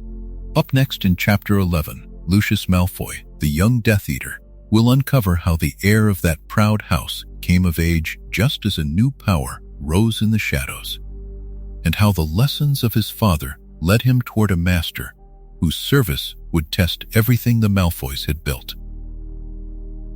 We left the story with Abraxas Malfoy, the elder whose long life spanned the quiet decades between the wars, a man who guarded the old name and the old wealth with the patience of someone who believed the world would always bend toward those who waited. His hands loosened their grip in time, as every hand must, and the great house at Wiltshire passed into the keeping of the son he had raised beneath its high ceilings. And so the current of the family flows onward, from the father who endured to the boy who would rise, and it carries us now toward the figure who stands at the very center of this long story. In this chapter, we turn to Lucius Malfoy, the young Death Eater, and we watch how a young man born to comfort and certainty came to kneel before the most feared wizard of his age. Lucius was born into a world that had already decided what he would be. From his earliest years, he moved through rooms hung with tapestries and lined with portraits, and every one of those painted ancestors seemed to watch him with the same expectation, the same silent reminder that the Malfoy blood was pure and ancient and meant to command. He learned the manners of a gentleman and the coldness of a lord in the same breath. He learned that a Malfoy did not raise his voice, because a Malfoy did not need to. He carried himself with a stillness that others mistook for calm, though beneath it there ran a current of ambition so deep and so patient that even he did not always measure its true depth. We follow him to Hogwarts, where the Sorting Hat barely touched his fair hair before it named the house of Salazar Slytherin, the house of his father and his father's father before him. There he gathered around himself the sons and daughters of the old families, the wizards and witches who spoke in low tones of blood and lineage and of a world grown careless with its ancient laws. They believed themselves the last keepers of something precious, and in their common belief they found a warmth that felt, to them, like brotherhood. Lucius stood among them, not as a follower, but as a natural center, the one whose name and bearing drew the others near. Yet even the proudest young man needs something larger than himself to serve, and in those years, a shadow was rising across the wizarding world, offering exactly that. The shadow had a name that most would not speak aloud, and it belonged to a wizard of terrible gifts and terrible hungers, one who promised the old families that their fading power might be restored and their enemies swept aside. To the young Lucius, restless and hungry for a purpose worthy of his blood, this promise arrived like a tide he had been waiting for all his life. He did not stumble into the Dark Lord's service by accident or by desperation. He walked toward it with open eyes, believing that he was choosing greatness, believing that the cause was noble and the man at its head a visionary who saw the world as it truly ought to be. That belief, so certain and so bright in those first days, would in later years grow heavy and complicated, but in the springtime of the First Wizarding War, it burned without a single shadow of doubt. And so we come to the moment that marked him forever, the moment when the young man became something more and something less than he had been.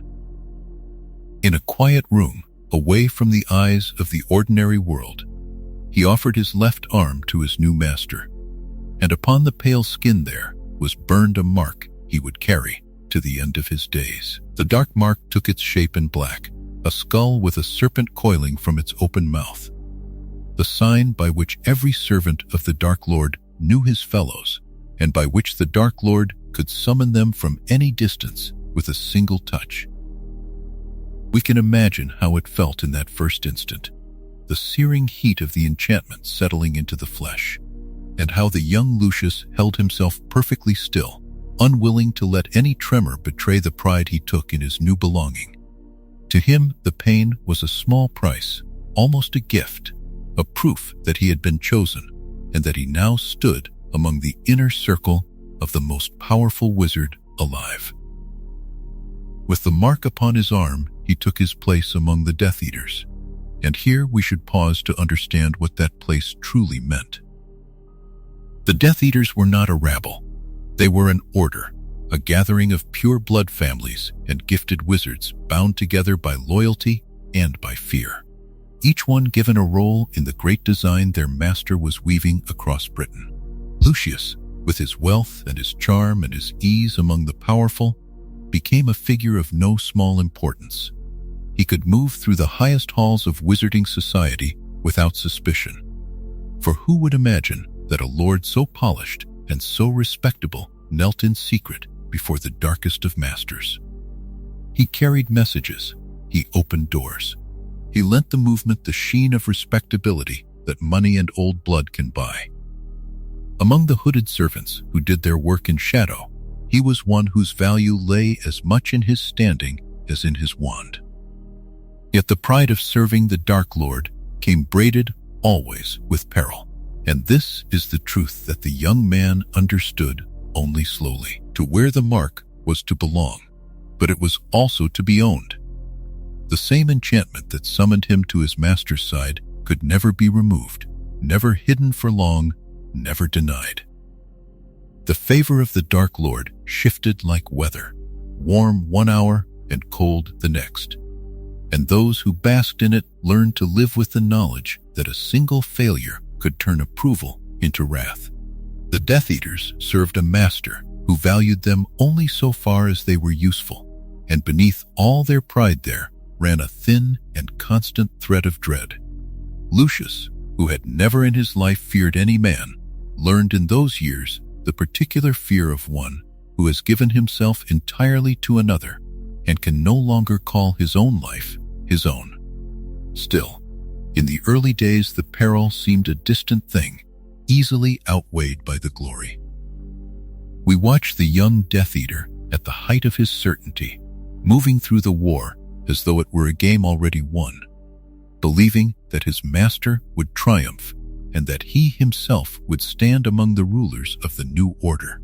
He had wealth, he had beauty, he had the mark of the chosen upon his arm, and he had a cause he believed to be righteous. To the eyes of the world, he was a young lord of impeccable name. To the few who knew the truth, he was a soldier in a hidden war. And within himself, he was, above all, a man who had found the great purpose he had always craved, and who did not yet know how much that purpose would ask of him before the end. For all his ambition, for all the cold certainty he wore like his fine robes, there was one part of the young Lucius that no oath to the Dark Lord ever touched, one door in his guarded heart that stood ready to open. Power he understood, and pride, and the long calculations of blood and standing.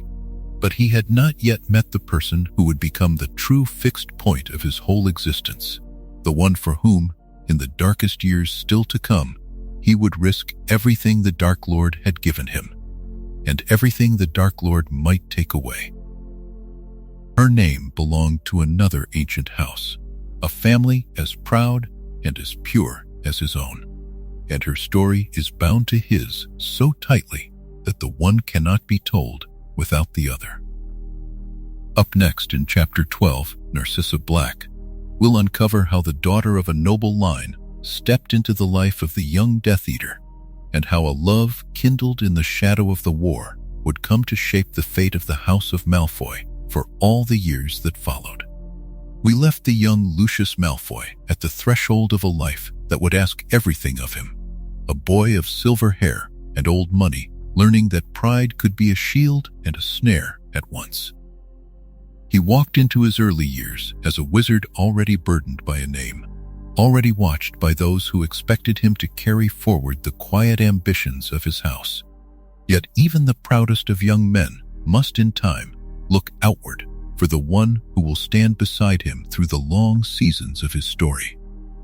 And so, before we follow Lucius any further into the shadows he would come to inhabit, we turn to the woman who would become his equal, his measure, and in the end, his fiercest secret.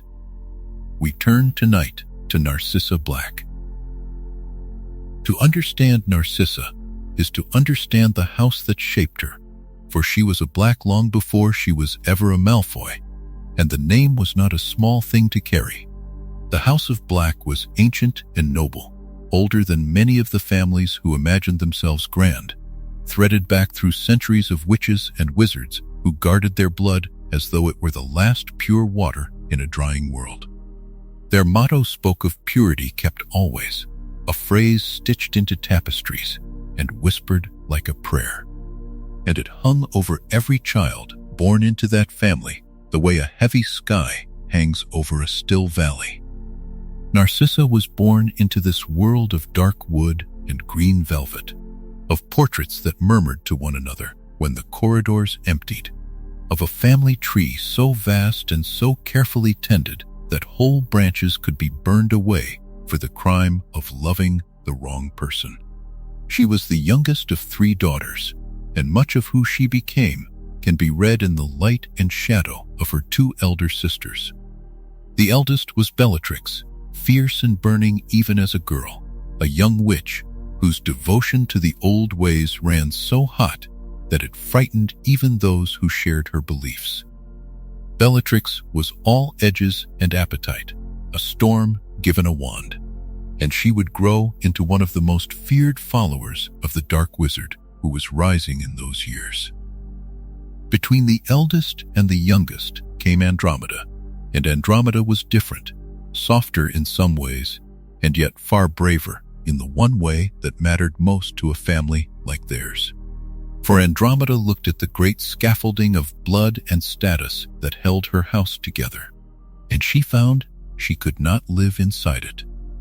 She loved a Muggle-born wizard named Ted Tonks, and she chose him, and for that choice her name was scorched from the family tree and her face turned away from forever. Imagine, then, the young Narcissa standing between these 2 poles. On one side blazed Bellatrix, the very portrait of what a daughter of Black was meant to be. On the other side stood the empty space where Andromeda had been, a warning made of absence. Narcissa grew up learning both lessons at once, and she took from them a lesson entirely her own. She would keep the loyalty her family demanded, the pride, the belief in the worth of her blood, and she would wear it all with a composure so cool and so complete that few would ever guess what moved beneath it. Where Bellatrix raged, Narcissa was still. Where others revealed themselves, Narcissa watched and waited and gave away almost nothing. This serene surface, this quiet mastery of her own face, would become the most recognizable thing about her, and one day it would hide the most important choice she ever made. She was, by every account of those who knew the House of Black in those years, a striking young woman. Tall and fair, with the pale gold hair that set her a little apart from her dark-haired sisters.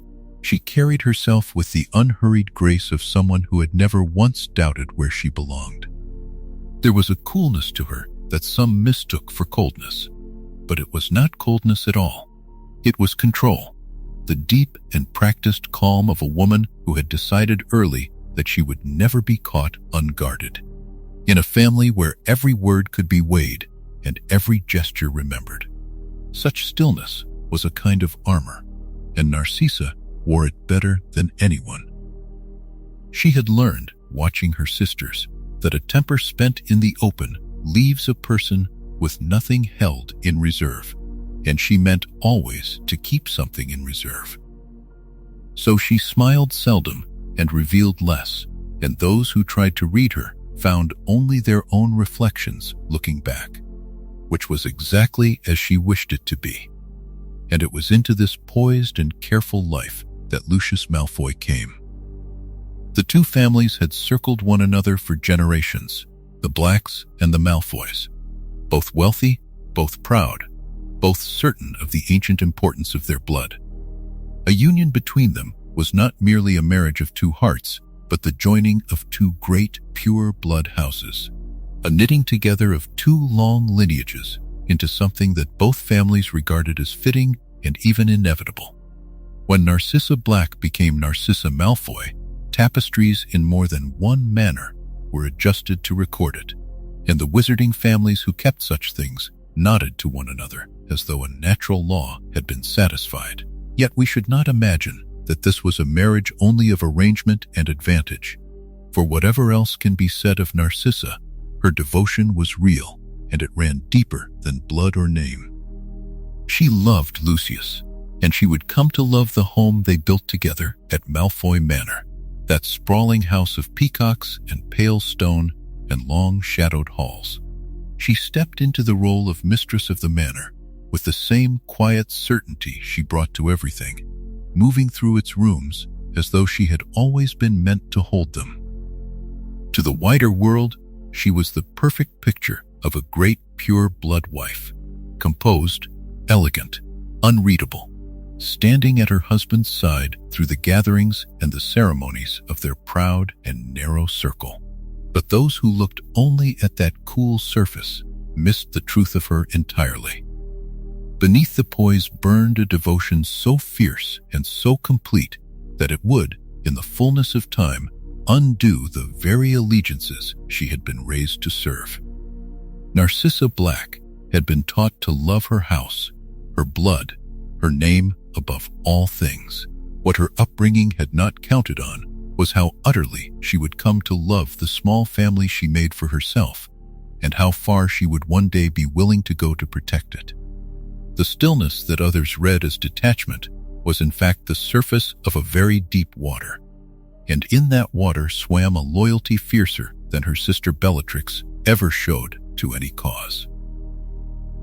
For now, though, we leave her at the beginning of that quieter story, a young bride in a great old house, her fair hair bright against the dark wood, her composure perfect and her heart already turning toward the future. She had joined her name to the Malfoys, and two ancient lines had become one. Soon that union would bear its most precious fruit, a single son upon whom every hope of both families would come to rest, a child who would inherit the pride, the fortune, and the peril of two great houses at once.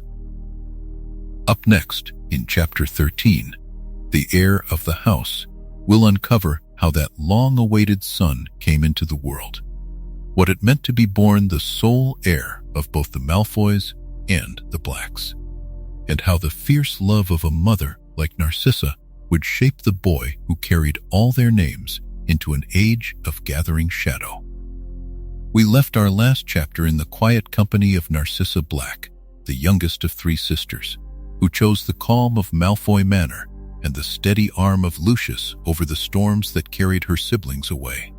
She had crossed from one ancient house into another, trading the name of Black for the name of Malfoy, and in doing so, she braided together two of the oldest bloodlines the wizarding world could name. And so it is that our story turns now, softly, from the woman who entered the manor to the child who would one day inherit it. For in the year 1980, within those pale and silent walls, a son was born. This is the tale of the heir of the house, and we will follow his earliest years the way one follows the slow turning of a page. The manor stood as it had stood for centuries, a long gray building set behind tall iron gates and a lane lined with hedges trimmed into perfect shapes. Peacocks, white as fresh snow, wandered the grounds in unhurried lines, and the fountains murmured their low and endless song. Into this world of order and quiet wealth the boy arrived, and they named him Draco. It was a name drawn from the constellations, in the fashion of the Black family, a name that spoke of dragons and of distant stars, and it settled over the infant like a small and shining crown. Narcissa held him close in the first hours, and the whole household seemed to lean inward toward the nursery, hushed and watchful, as though a great and fragile treasure had been laid among them. We watch, then, as the seasons pass over that first cradle. The boy grew in rooms that had known generations of Malfoys before him, rooms hung with heavy curtains and portraits whose painted eyes followed every small step he took. He was an only child, and this made him the whole of his parents' hope, the single thread on which 900 years of family pride now hung. Lucius doted upon him in his own reserved way, proud and particular, while Narcissa loved him with a fierceness she rarely showed to anyone else. A devotion tender and unbending at once. Whatever the boy wished for seemed to appear as if summoned. Fine robes were cut to his small size, sweets were brought from distant shops, and toy brooms were charmed to hover just above the lawns so that he might feel, even as a very young child, the pull of the sky. Yet privilege in that house was never only comfort. It came stitched together with lessons, and the lessons began early. We follow the child through long afternoons in which he was taught to sit straight, to speak with care, and to carry himself as one born above the common run of wizards. He learned the names of his ancestors before he could read them, learned that the Malfoys had come to Britain long ago and had never once let their fortunes slip, learned that the family had always kept close to power and never far from gold. Around him the adults spoke in low tones of blood and of purity, and these ideas soaked into him the way water soaks into stone, slowly and completely, so that he could not remember a time before he believed them. For this was the shadow woven through his golden early years, and we must speak of it plainly, though we speak of it without alarm. The Malfoys held to the old prejudice of pure blood, the belief that wizards born of long magical lines were finer than those born to Muggle parents, and finer still than Muggles themselves. To the boy, these were not cruel ideas, but simply the shape of the world, taught as gently as one might teach a child which fork to use or how to bow to a guest. He was told that his blood was ancient and unmixed, that it made him special, that it set him apart. He heard these things at the dinner table and in the drawing room, and he had no reason yet to doubt them, for he had never met anyone who lived otherwise. We linger a moment on the great hall of the manor, where a long tapestry traced the Malfoy line back through the ages, each name a small bright star in a wide and careful sky. The boy would stand before it sometimes, his fair head tilted upward, and someone would tell him that one day his own name would be added there, and that after him would come another and another, so long as the family endured. In this way he came to understand, without ever quite being told outright, that he was not merely a child, but an heir, a link in a chain that stretched far behind him and was meant to stretch far ahead. It was a heavy thing to lay upon such small shoulders, yet it was laid with love, and the boy wore it as naturally as he wore his own fair hair. His days took on a serene and predictable rhythm. In the mornings there were quiet games in the wide gardens, where the peacocks stepped aside for him, and the hedges rose like green walls around his play. In the afternoons there were visits, for the Malfoys kept company with other old families, and the boy learned to move among grown wizards and to receive their attention as his due. He was clever, and he was quick, and the adults around him praised these qualities and rarely checked his temper, so that he grew accustomed to getting his way. Narcissa watched over him with a soft and constant eye, smoothing his path, gathering him up when he stumbled, keeping the wider and harsher world well beyond the tall iron gates. And beyond those gates, we should remember, the wider world was itself uncertain in those years, though the child knew nothing of it. He was born into a season when old fears still lingered like mist over the wizarding land, when names were spoken carefully and doors were kept closed. But inside the manor the boy was shielded from all of that. His parents had made of their home a bright and guarded island, and upon that island he grew up believing that he was safe, that he was cherished, and that the future belonged to him by right. He learned the family's values as easily as he learned to walk, and he took them for the whole of what was true. So we come to the close of these early years, the years before the letter, before the train, before the wide stone halls of a school he had not yet seen.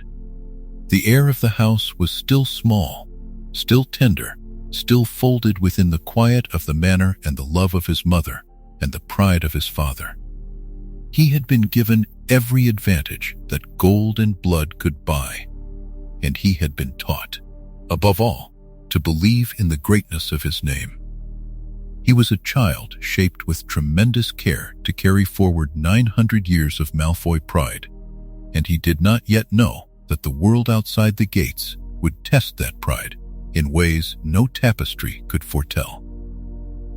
He knew only the manor, the peacocks, the low song of the fountains, and the certainty, gentle and complete, that he was meant for something high. Yet the island on which he had been raised did not exist apart from the storms that had swept across the wizarding world, and the choices his family had made in darker days would cast their long shadows over everything to come. Before the boy was born, before the quiet of these nursery years, there had been a war, and there had been a fall, and the House of Malfoy had walked a perilous line between power and ruin. Up next in Chapter 14, The First War and the Fall, we'll uncover how Lucius and the family he served rose in those dangerous years, how their fortunes were bound to a rising darkness, and how a single sudden night undid all that they had gambled to gain. The manor had known many quiet arrivals over the long stretch of its history, yet none softer than the one that came in the summer of 1980.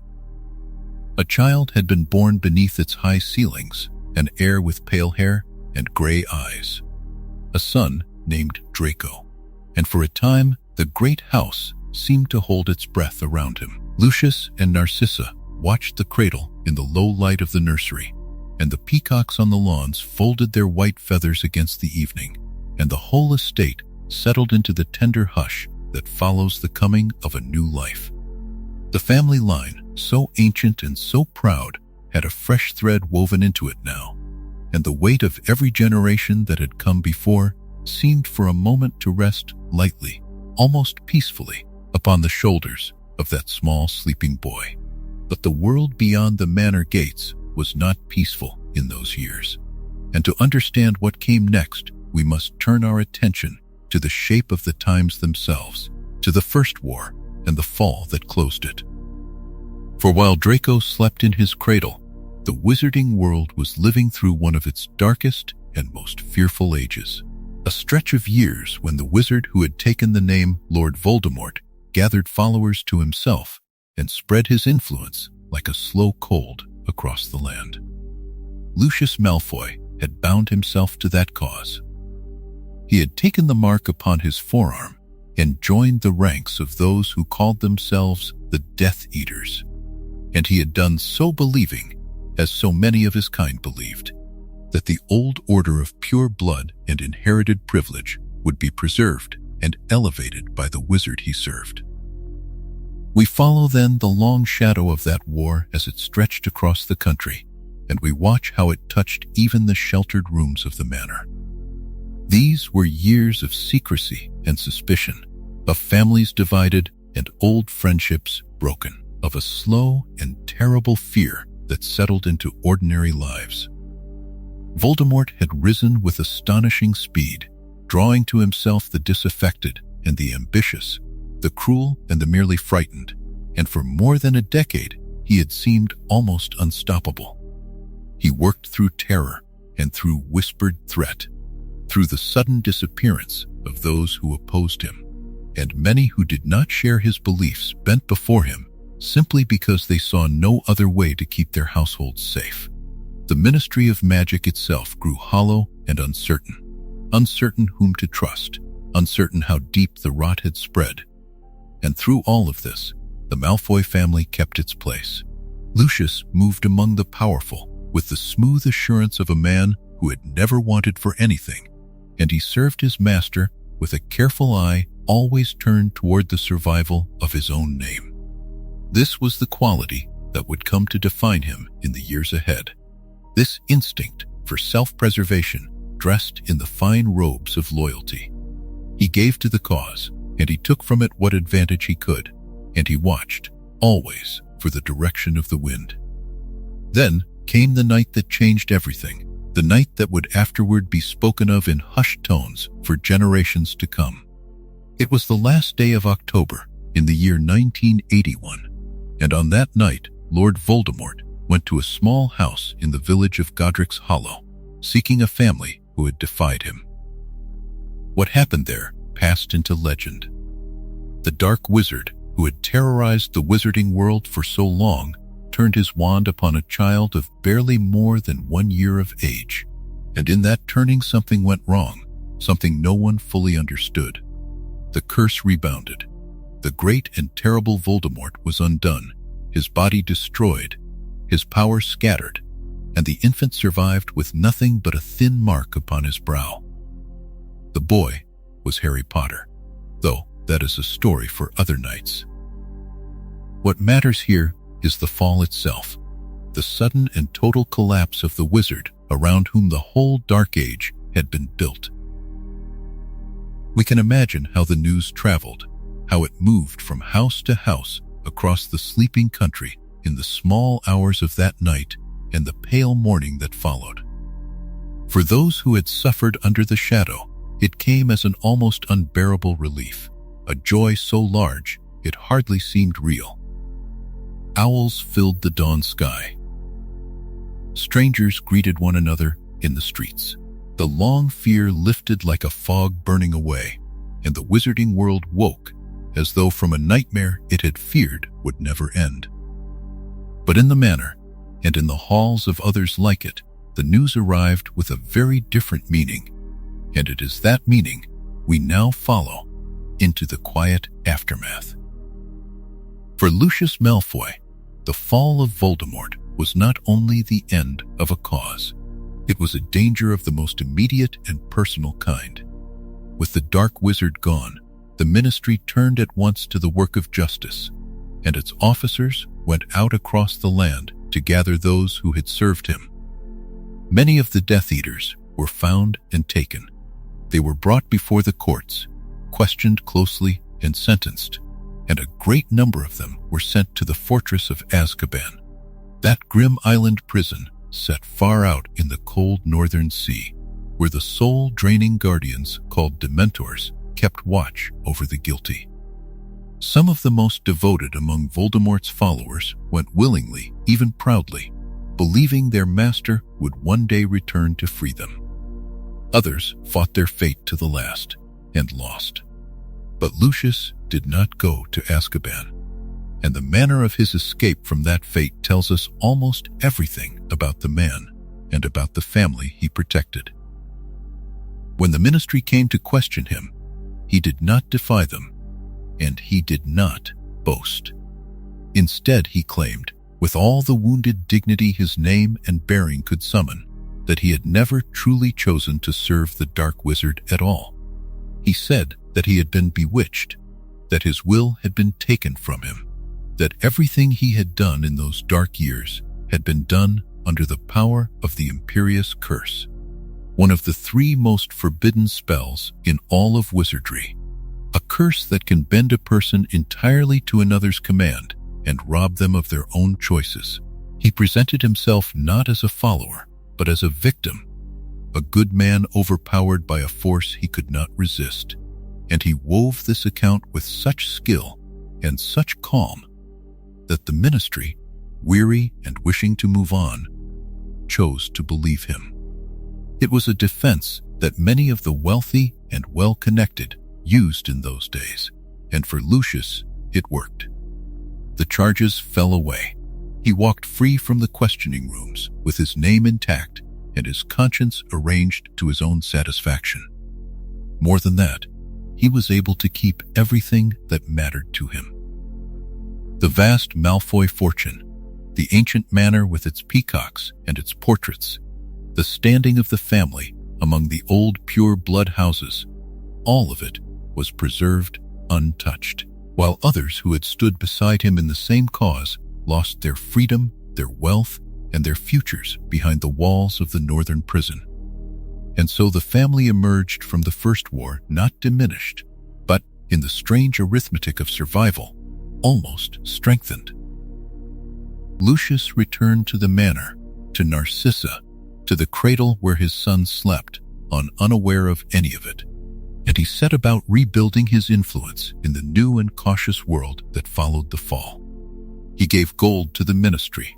He made himself useful to those in power. He wore his supposed victimhood as easily as he wore his fine robes, and few dared to question it aloud. The mark upon his forearm faded to a faint gray scar, quiet and almost invisible. and the manor closed once more around its secrets, serene on the surface, deep and shadowed beneath. Yet the fall of Voldemort had not truly ended the story, only paused it, and one object from those years would carry the danger forward into the life of the boy now sleeping in the nursery.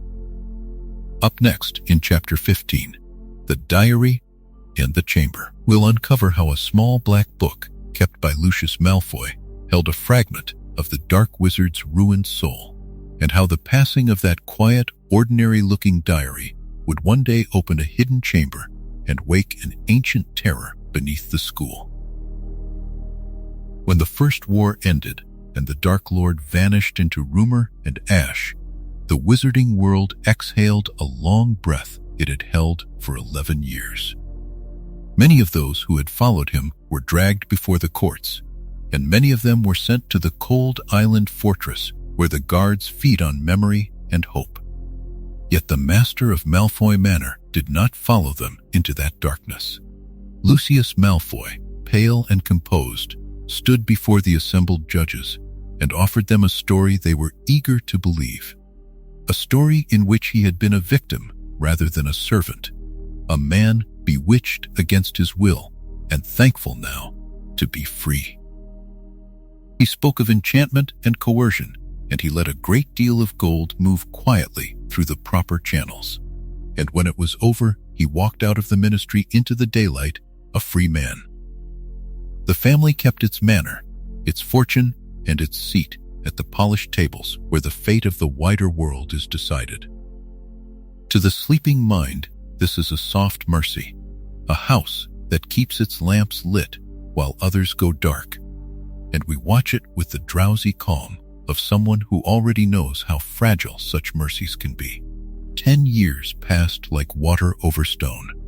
The son of the house, a fair-haired boy named Draco, grew tall enough to be sent away to school, and his father returned to the rooms and cellars of the manor where old things slept in old wood. Among those old things was a small book, plain and black, its pages worn and soft, a thing that looked like nothing at all. The Dark Lord had left it in the family's keeping long before, in the days when he still trusted his followers with pieces of himself, and Lucius had never fully understood what it was. He knew only that it carried a low hum of power, a warmth that was not quite warmth, and that his fallen master had prized it. In the years of quiet, he had kept it hidden and half forgotten, the way a man keeps a key to a door he no longer wishes to open. This chapter, The Tale of the Diary and the Chamber, begins with that small black book rising once more into the hands of the living. Lucius was a proud man, and pride in a season of peace curdles easily into resentment. He watched the ministry pass new laws that pressed against the old families and their old ways. He watched a certain unruly clan of red-haired wizards, poor in gold but rich in stubborn decency, gain a little influence, and he despised them for it. And somewhere in that resentment, a plan took shape, slow and patient and cold. He would use the black book to strike at his enemies without ever seeming to lift his hand. He would let the old magic do the work while he stood back, untouched, a respectable man with clean fingers. The chance came in a crowded shop in the alley where wizards buy their school books. There, in the press of the crowd, Lucius crossed paths with the red-haired family he loathed, and among them was the youngest child, a small girl named Ginny Weasley, her cauldron already piled with second-hand books. It was the work of a single unseen moment.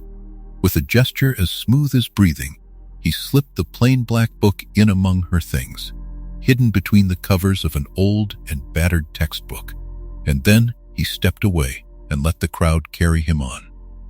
He had planted the seed.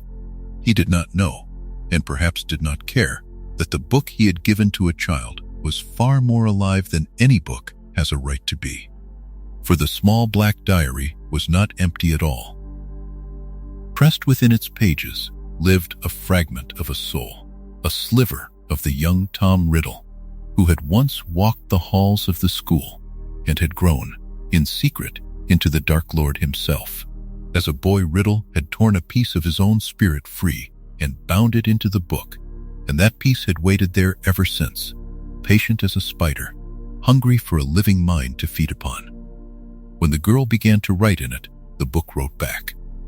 It befriended her in the lonely way that such things do, listening to her small worries, offering comfort, drawing her closer with each passing night.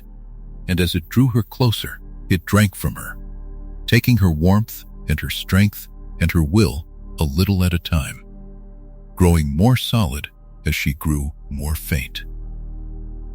With her hand and her fading spirit, the fragment of Riddle reached back into the school and unsealed the ancient secret hidden beneath its stones. Far below the castle, older than any living memory, lay the chamber that Salazar Slytherin had built in the first days of the Founders. A hidden vault sealed against all but his own true heir. Within it slept a great serpent, a basilisk whose gaze alone could kill. Now, through the girl who did not know what she carried, that chamber opened once more, and the serpent moved through the pipes and hollows of the school. Students were found frozen as if turned to glass, alive yet locked away from the world, struck down by a reflected glimpse of the creature's eyes. Fear settled over the halls like a cold fog, and no one could name its source. For the hand behind it belonged to a child, and the mind behind the child belonged to a book, and the will behind the book belonged to a memory of the Dark Lord himself. Yet the scheme, so patient and so clever, began to unravel. The girl grew ever more hollow, and at last the diary drew her down into the chamber itself, meaning to spend her entirely and rise again into flesh. But the story did not end there. A young student followed her into the dark, faced the serpent, and destroyed the diary, driving a basilisk fang through its pages so that its ink bled out like black blood, and the fragment of the soul within it screamed and was gone. The girl woke. The chamber fell silent, and the small black book, the last of Lucius Malfoy's careful plan, lay ruined and hollow in a child's hands. For Lucius, the cost came swiftly and quietly, the way a tide pulls sand from beneath the feet. He had sat upon the governing board of the school, one of the 12 who shaped its course, a seat that fed his pride as much as his influence. Now the truth pressed close. It was shown that the ruined diary had passed through his hands, that he had placed a dark and dangerous thing in the path of an innocent child. His fellow governors turned from him, and he lost his seat upon the board, stripped of that quiet power he had worn so easily. Worse still, the thread led toward the manor, and toward all the family had hidden for so long. And for a breathless season it seemed the whole careful edifice might fall. He had reached for his enemies in the shadows, and the shadows had very nearly swallowed his own name instead. The family survived, as it so often did, by a narrow margin and a great deal of silence. But the pride of the house had taken a wound it would not soon forget. So closes the tale of the diary and the chamber. A scheme born of resentment that struck first at children and then curved back to bite the hand that loosed it. The Black Book had done more than the family knew, for it had shown, to those with eyes to see, that a piece of the Dark Lord had never truly died. Up next, in Chapter 16, The Return of the Dark Lord, we'll uncover how that surviving fragment was only the first faint sign, how the master the Malfoys had once served began to gather himself out of ruin, and how the family, shaken and diminished, would be called once more to a service they could no longer refuse. There is a stillness that settles over a great house when the children have grown, when the corridors that once echoed with small footsteps fall into a hush that feels almost like memory itself. In the last chapter, we lingered inside a story that lived beneath the surface of the family. The tale of the diary and the chamber. The slim black book that Lucius Malfoy had carried in his robes for so many years without ever fully understanding the weight of what he held. We watched how that object slipped from his hands and into the world, how it stirred old shadows beneath the school, and how, when it was undone at last, it left behind a quiet warning that no one in the family truly heeded. That chapter closed like a door easing shut in a distant wing. Now we drift forward, softly, into the years that followed, into a season the wizarding world would come to remember with a low and solemn breath. Tonight, we settle into the story that carries the name of this chapter, The Return of the Dark Lord. It is a heavy phrase, and yet we approach it slowly, the way one approaches an old painting in a dim gallery, letting the eyes adjust before the shapes become clear.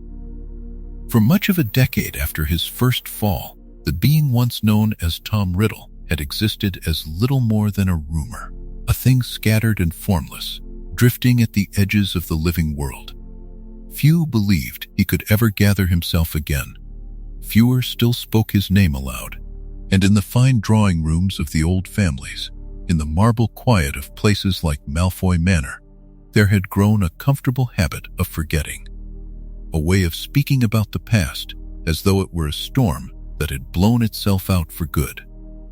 Yet in the summer of 1995, that long silence ended. In a lonely churchyard, far from the bright halls of the school, the Dark Lord returned to a body of his own. We do not need to dwell on the manner of it, for our purpose here is gentler. It is enough to understand that the scattered thing became whole once more, that the shape which had haunted the memories of so many wizards took form again beneath the night sky. He rose with pale features and a low, cold presence, and the world he had left behind had not been ready for his coming. The news of it traveled slowly at first, whispered rather than announced, for those in power were reluctant to believe, and reluctance can hold back the truth for a surprisingly long time. For the Malfoy family, the return was not a rumor to be doubted. It was a summons. Lucius Malfoy had spent the years of the Dark Lord's absence rebuilding a careful and polished life. He had cultivated friendships among the powerful, offered generous gifts to worthy causes, and let it be known that whatever choices he had made in the old days had been made under a spell he could not resist. That was the story he told, and for a time the world had allowed him to keep it. He walked the corridors of the ministry as a respected man, a benefactor, a voice that others listened to. His wife Narcissa moved through the same rooms with the serene poise of a woman who had never doubted her family's standing. Their son had grown into a proud and watchful boy, shaped by every comfort the manor could offer. And then, the old master called, and the careful life began to bend. We can imagine Lucius in those first weeks, standing at a tall window in the manor, looking out over the pale gardens and the dark line of the yew hedges, feeling the ground shift quietly beneath him. He was drawn back into service, not as a stranger to it, but as one who had once knelt willingly and had never truly been released. The mark upon his arm, faded for so long, grew dark again, a reminder written into his own skin. There was no gentle way to refuse such a call, and Lucius was not a man built for refusal. He returned to the circle of the Dark Lord's servants, and with that return, the family stepped back onto a path they had hoped was closed forever. The months that followed were tense beneath their calm surface. The Dark Lord moved with patience, choosing shadow over open display, gathering his followers, testing the loyalty of old allies, seeking a certain object he believed would strengthen his power. That object lay hidden in the deep and guarded places of the ministry, in a strange chamber where memory and prophecy were kept behind locked doors. And so, in the closing days of that long and heavy year, the Dark Lord sent his servants to retrieve it, and among them went Lucius Malfoy. The place they entered is remembered as the Department of Mysteries, a hushed labyrinth far below the ordinary business of the ministry, a realm of dust and silence and endless shelves. We move through that story now not as a scene of clashing spells, but as a turning point, a night when the family's fortunes began their long descent. What Lucius and the others expected to be a simple errand became instead a disaster. The chamber was not empty when they arrived. Young defenders had come there first, and behind them, drawn by the same dark thread, came members of the old order that had opposed the Dark Lord in every age. In the confusion of that meeting, the careful plan unraveled. The object the Dark Lord desired was lost, shattered in the struggle, its secrets spilled and gone. For Lucius, the cost was greater still. When the long night ended and the dust settled in that deep place, he was taken. He did not slip away into the shadows as he had always managed before. He was caught, held, and named at last for what he was, a servant of the Dark Lord, unmasked in the very heart of the ministry he had once walked through as an honored guest. The polished story he had told for so many years fell away in a single stroke, and there was nothing left to shield him. He was sent to Azkaban, the grim island fortress far out upon the cold northern sea, where the worst of the wizarding world are kept apart from everything warm and living.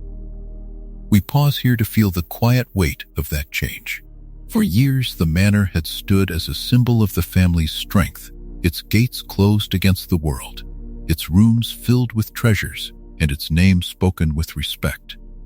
Now the master of the house was gone, held behind stone walls he could not open, and the great home that had seemed so secure began to feel thin, as though a chill had entered through some crack no one could find. Narcissa was left to hold the family together, her serene face concealing a fear she could share with no one. Their son returned to school carrying the shame of a father imprisoned, watched now with suspicion rather than envy. The fortune remained, the paintings remained, the ancient name remained, and yet something essential had slipped away. The safety they had always taken for granted was beginning, slowly and surely, to crumble.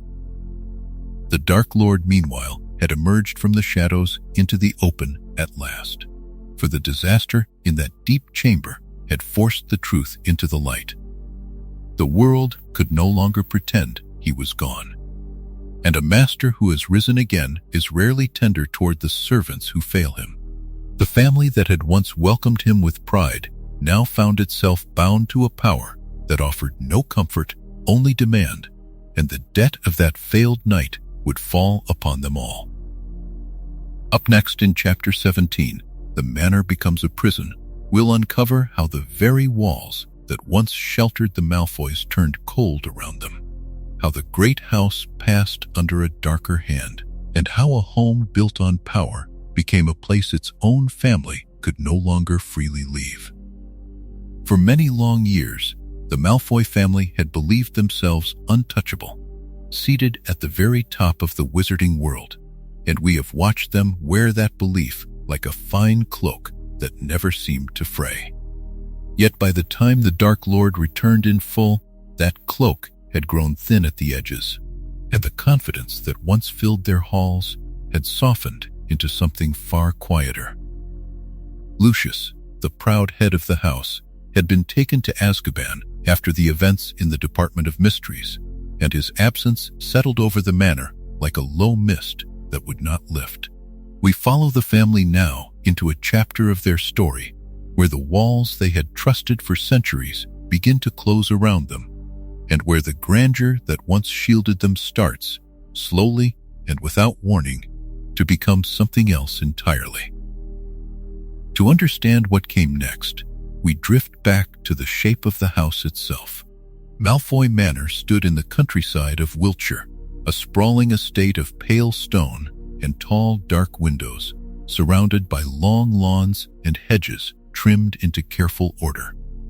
Peacocks, white as fresh snow, wandered across the grounds, and inside, the rooms stretched wide and cold beneath high ceilings.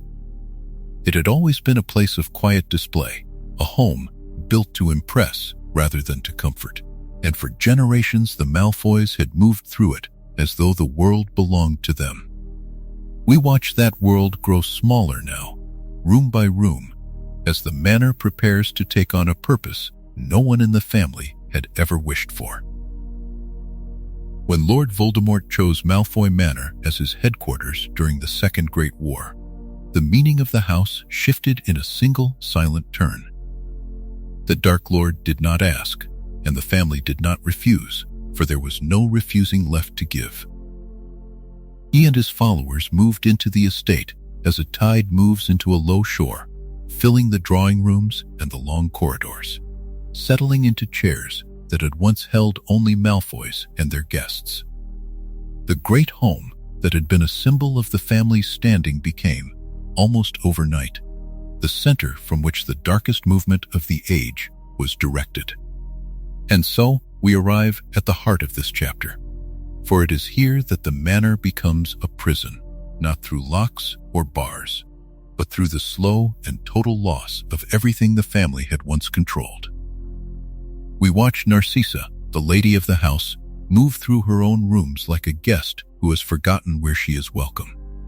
She had always carried herself with a still and certain grace, but that certainty had thinned into a careful watchfulness. Every glance she offered was measured, every word weighed before it left her, for the beings who now shared her home were not friends and were not truly guests. They were something colder, and she understood, better than most, that a single misstep might cost her more than her pride. She kept her thoughts folded away where no one could reach them, and she watched over her son with a tenderness that had to hide itself, for even love had become a fragile thing to show openly within those walls. Draco, still young, walked those same corridors with the weight of a fear he could not name aloud.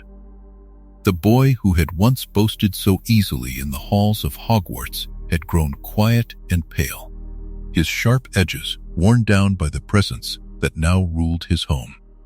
He had been raised to believe in the greatness of his family and the cause it served, yet the cause had arrived at his door wearing a face that frightened him, and the greatness had turned to dread. We follow him as he keeps to the shadows of his own house, learning to be small, learning to be unnoticed, discovering that the safest thing a Malfoy could do in those days was to be forgotten for a little while. And Lucius, when at last he returned from Azkaban, came home a diminished man.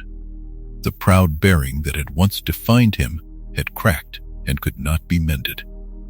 He had failed his master in the eyes of the Dark Lord, and that failure clung to him wherever he moved. Where once he had commanded rooms with a lift of his chin, now he lowered his eyes and hoped only to endure. The three of them, husband, wife, and son, lived together beneath their own grand roof as frightened hosts to a lord who owed them nothing and offered them less. They set the table for beings they feared. They opened their doors to visitors who came and went as they pleased. They slept, when they slept at all, listening to the murmur of gatherings held in rooms that had once been theirs alone. The manor itself seemed to feel the change. Its long halls, always cool, grew colder still. The white peacocks moved less freely across the darkening lawns, and the tall windows let in a light that felt somehow grayer than before. Doors that had once opened to laughter now opened to hushed counsels and low, careful voices. The family passed one another in these passages like figures in a slow and silent dance, each carrying a private burden, each unable to lift the burden of the others.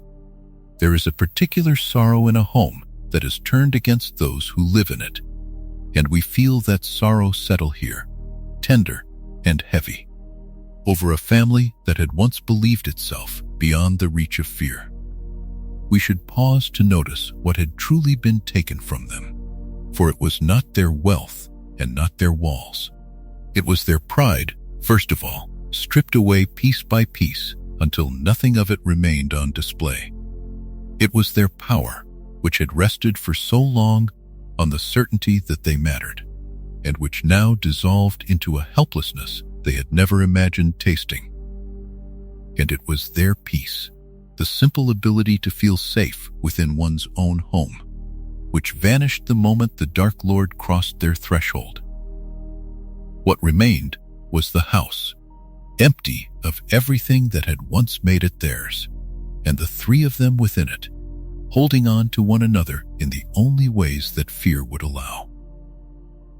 Yet even in this dim season, we can see something quietly stubborn taking root in Narcissa's heart, and in Draco's too, though he could not yet have named it.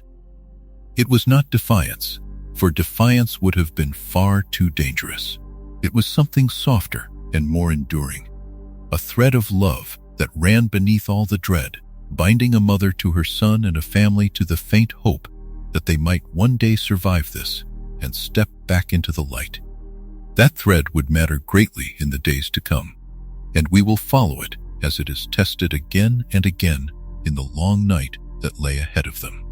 For now, the manor stands silent under a low and clouded sky, its rooms filled with strangers, its family living as prisoners in the home their ancestors built. The proud house of Malfoy had become a cage of pale stone, and within it, the ones who had once ruled so freely learned to move without sound, to hope without speaking, and to endure the slow passing of days that no longer belonged to them. We leave them there, gathered close in the gathering dark, waiting for a demand they could feel approaching, but could not yet see. Up next in Chapter 18, Draco's impossible task, will uncover how the Dark Lord turned his cold attention upon the youngest Malfoy, laying upon a frightened boy a burden almost too heavy to carry, and how a mother's quiet love would rise to meet the shadow that had come for her only child. The manor had always been a place of cold beauty, and by the time this part of the story begins, it had become something closer to a prison with gilded walls. We drift now through those tall, dim rooms, past the long tables and the shrouded portraits, and we feel how the house that once belonged so proudly to the Malfoy family had been claimed by another. Voldemort had taken the manor as his own, filling its halls with his followers, and the family who lived there moved through their own home like guests who had forgotten how to leave. We watch the peacocks on the frosted lawn, white against the gray, and we sense that even the birds seem to walk more carefully than before. Into this hush of watchfulness, we bring our attention to a single boy, and we consider what it means to be given a burden too heavy for any child to carry. This is the tale of Draco's impossible task, and it is a quieter story than its violence might suggest. Draco Malfoy was 16 years old, a slender boy with pale hair and a proud chin that had learned, that year, to tremble when no one was watching. For all his life he had been raised to believe in the greatness of his blood and the rightness of his family's cause, and he had worn that belief like an heirloom cloak, a little too large for him but warm enough to hide inside. Yet belief and burden are different things, and in the summer before his 6th year at Hogwarts, the difference came for him. Voldemort, wishing to punish the failures of Draco's father, turned his attention to the son, and he laid upon that thin pair of shoulders a command so vast and so terrible that we can only speak of it softly. Draco was to kill Albus Dumbledore, the greatest wizard of the age, the headmaster of the very school where the boy still slept in a dormitory bed. We should understand that this was never truly meant as a task he could complete. It was a leash and a sentence at once, a way to bind the whole family through fear. For if Draco failed, the price would be paid in Malfoy blood. So the boy carried a doom disguised as an honor, and he carried it back to Hogwarts in the autumn like a stone sewn into the lining of his heart. We follow him through those corridors he had walked so easily before, and we notice how the swagger had thinned to something brittle. He no longer laughed the way he had. He grew paler and quieter, and there were nights when he could not eat.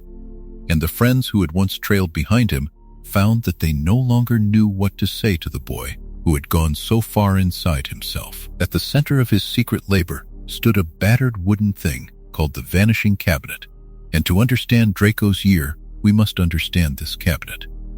Long ago, it had been made as one of a pair, two cabinets bound together by old magic, so that a person stepping into one might step out of the other, however great the distance between them.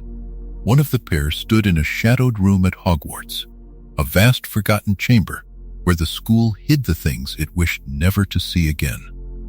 Its twin stood far away in a dim little shop in a crooked alley favored by dark trade. The cabinet at Hogwarts was broken. Its magic snapped like a thread, and Draco understood that, if he could only mend it, he could open a hidden road into the castle and let the servants of Voldemort walk through the school's every defense. This became the true shape of his impossible task, not the raising of a wand, but the patient repair of a ruined door. So the year became a year of dread and secret work. We picture him slipping away from the crowded warmth of the great hall, telling no one where he went, climbing to that hidden room among the mountains of lost and abandoned things. There, alone among the dust, he bent over the cabinet for hour upon hour, testing its hinges, whispering the old incantations he had gathered, coaxing a splinter of life back into wood that seemed to want only to stay dead. He grew thin with the effort of it, and the strain of the secret carved itself into his young face. Once, in his fear and his frustration, he wept before a mirror in a quiet bathroom, believing himself unseen, and the sight of that proud boy undone by his own weeping is one of the most tender and sorrowful images this whole story holds. He was not a monster building a trap.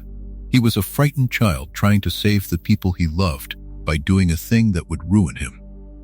For all his silence, the danger of his work reached others by accident and by chance. Twice that year, cursed objects meant to strike at the headmaster went astray and harmed the innocent instead. A girl felled by a haunted necklace, and a boy poisoned by tainted mead. Draco had not wished either of these things upon them, and each near tragedy pressed the weight down harder upon him, for he was learning the truth that lies at the heart of his tale. He did not have the stomach for murder. Whatever he had been taught to believe about power and blood, the actual doing of harm sickened him. And the closer he came to success, the more clearly he understood that the price of it was his own soul. He was a boy caught between his family's cause and his own heart, and the two were pulling him apart in the dark where no one could help him. At last, the mending was done. On a cold night in the tower at the top of the castle, under a sky pricked with faint stars, everything Draco had worked toward came to pass. The cabinet had been made whole, and through it, the dark allies of Voldemort had crept into the school, and now the moment of the task itself had arrived. We climb with him in our imagination up the winding stair to the astronomy tower, that high, lonely place where students once mapped the heavens, and we find him there, facing the old headmaster at the very edge of everything he had spent a year becoming. Dumbledore stood before him, weakened and unarmed, and Draco raised his wand. And here, at the summit of his impossible task, the boy discovered what he was truly made of. His hand shook. The wand wavered in the starlight, and the words that would end a life would not come to his lips. He spoke instead of his family and his fear, and the old man before him answered not with anger, but with a strange and patient kindness, offering the boy a way out. A road toward mercy that Draco had never dared imagine was open to him. In that long suspended moment, The whole weight of his year hung in the balance, and the truth stood plain at last. Draco Malfoy could not bring himself to murder.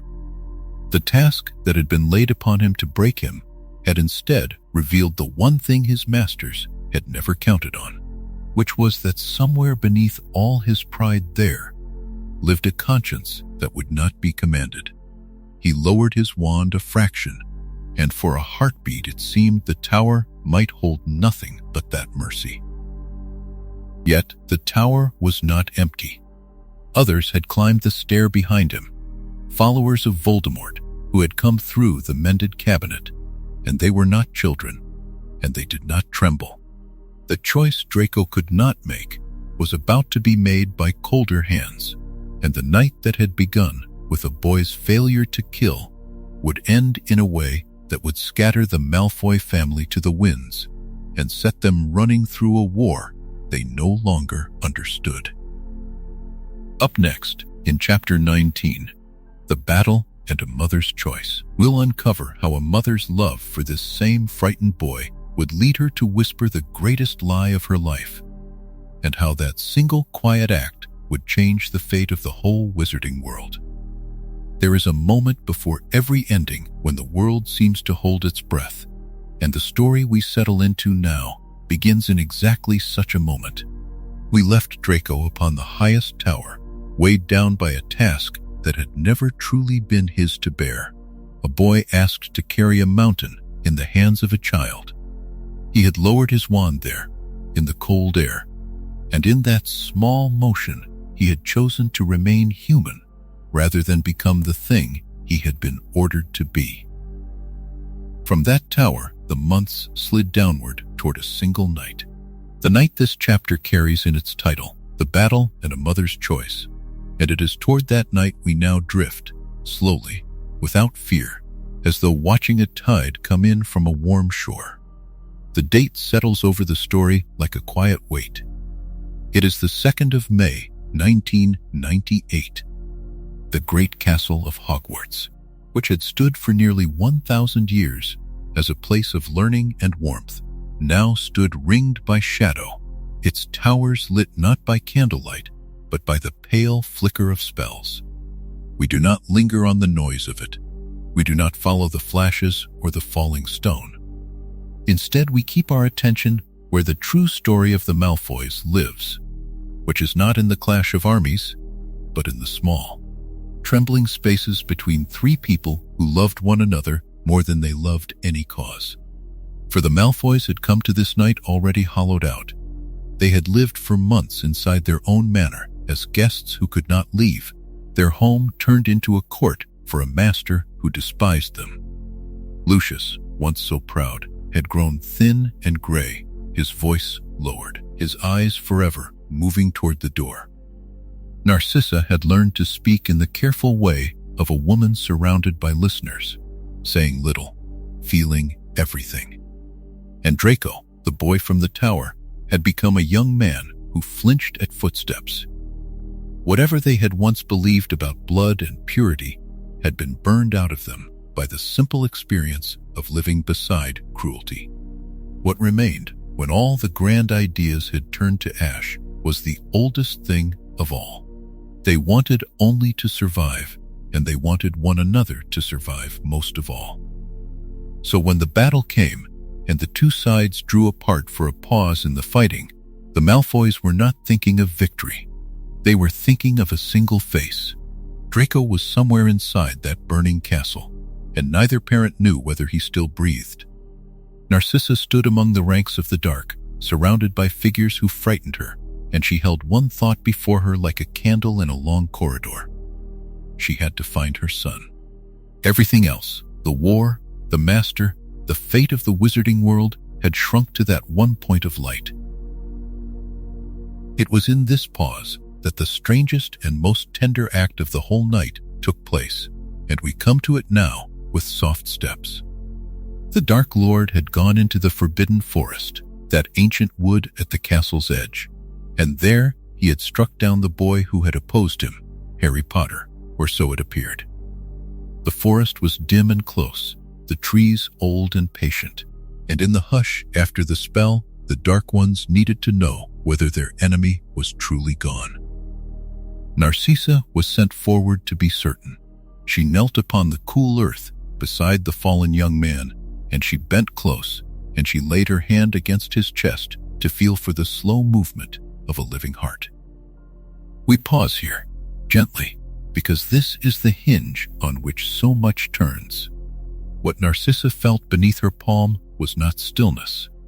Under the quiet of that forest floor, she felt breath, faint and secret, the smallest proof that the boy lived.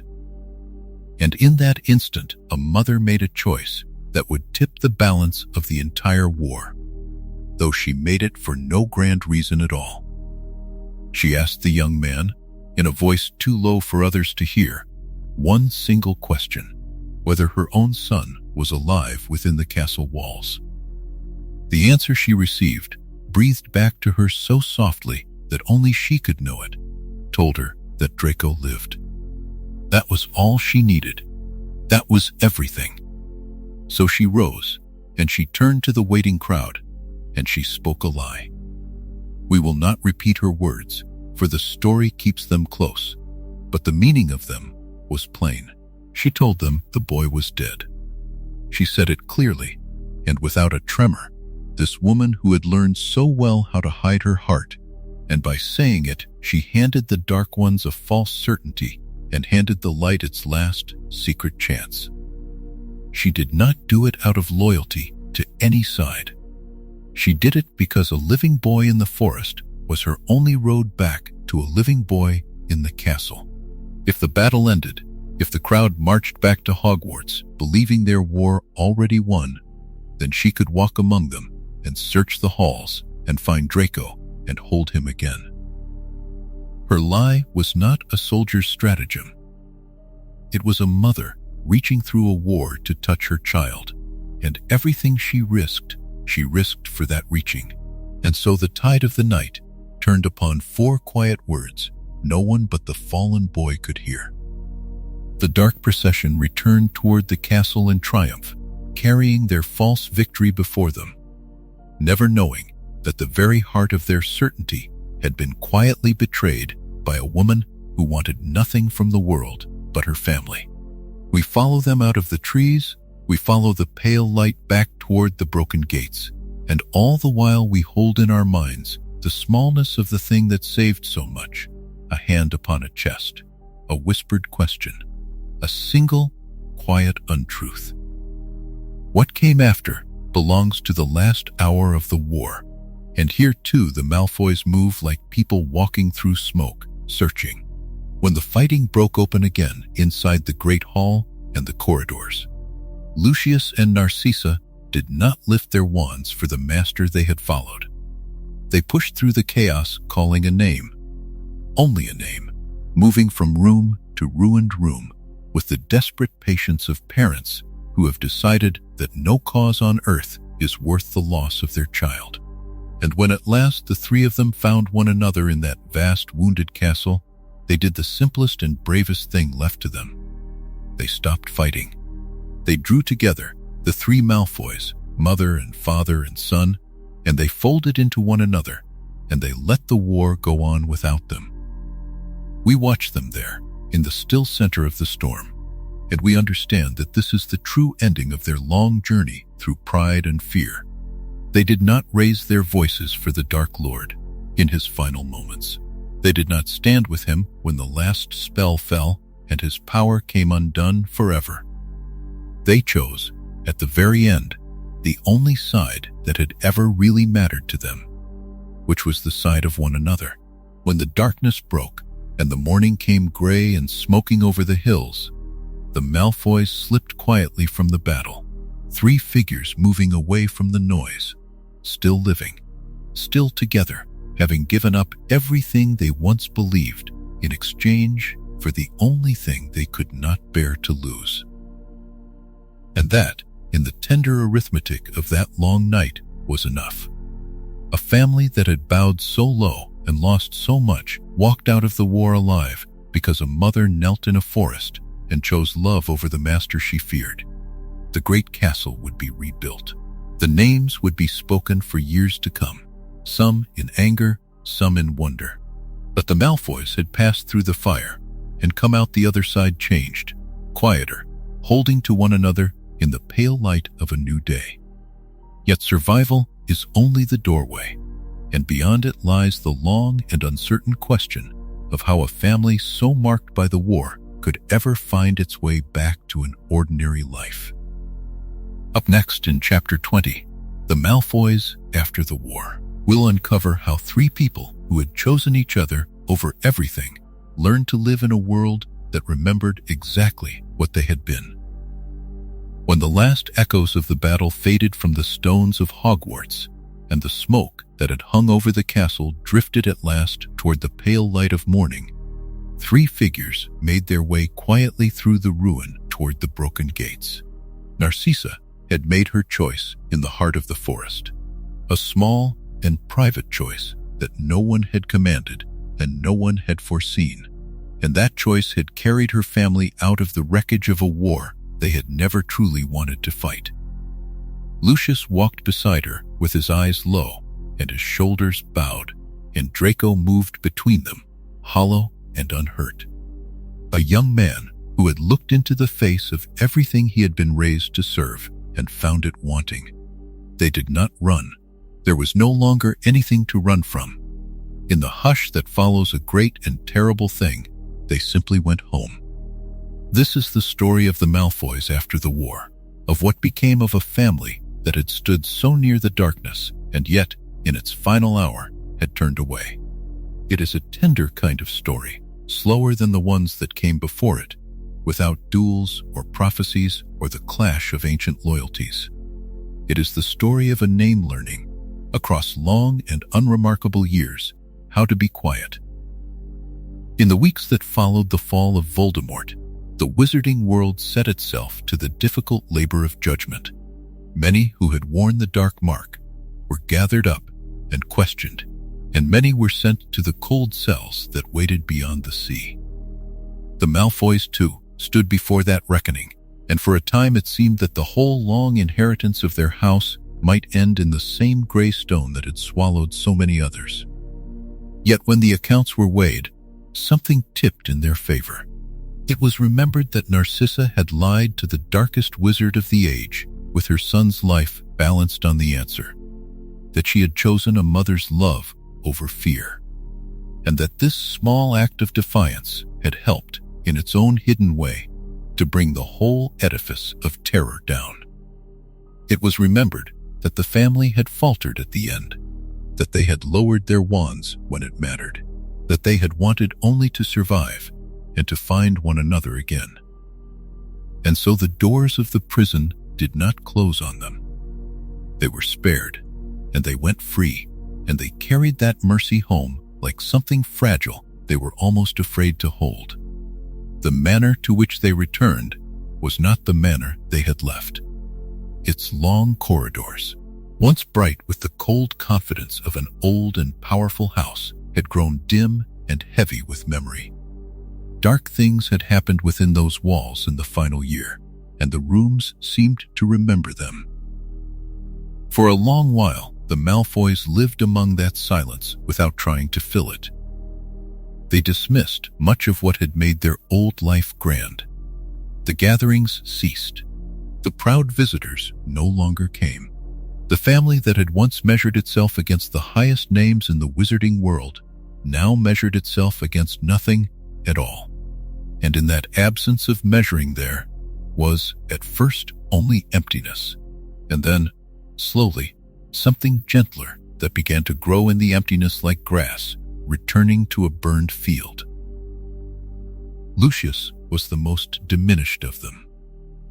The man who had once walked through the halls of the ministry as though he owned the very floor beneath his boots became, in the years after, a faded figure, careful and quiet, keeping to the grounds and to the shadows of his own house.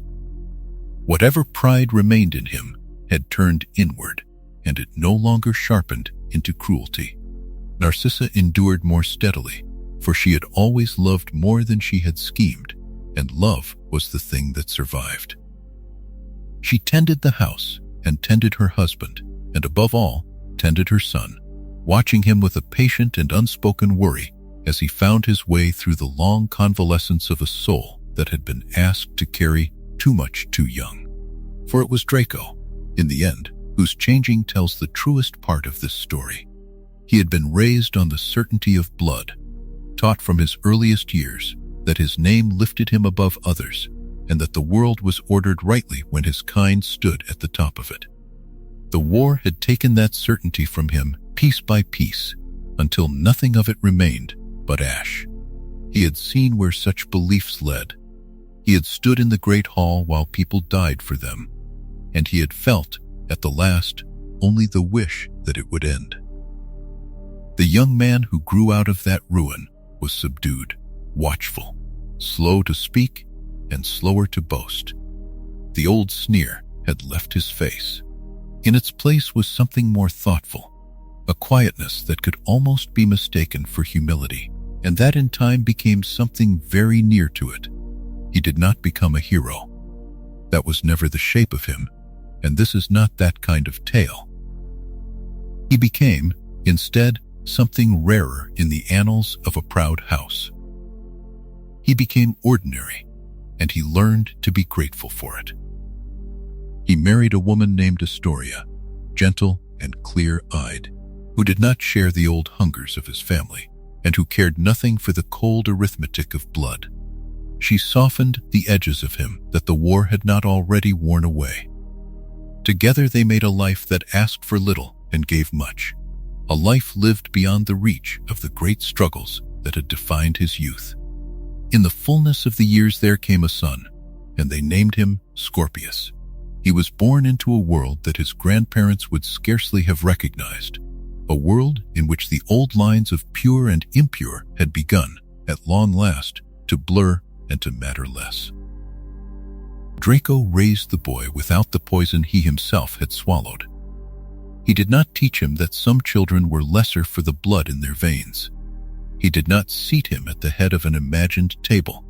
He taught him, instead, to be kind and to be careful and to think for himself, and in doing so he broke a chain that had bound his family for longer than anyone living could remember.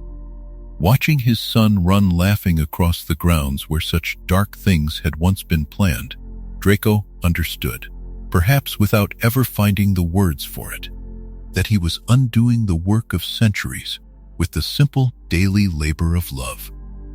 The name of Malfoy softened across those years like an old stone worn smooth by rain. Once it had been spoken with fear, and later with contempt, and later still with a wary and grudging pity.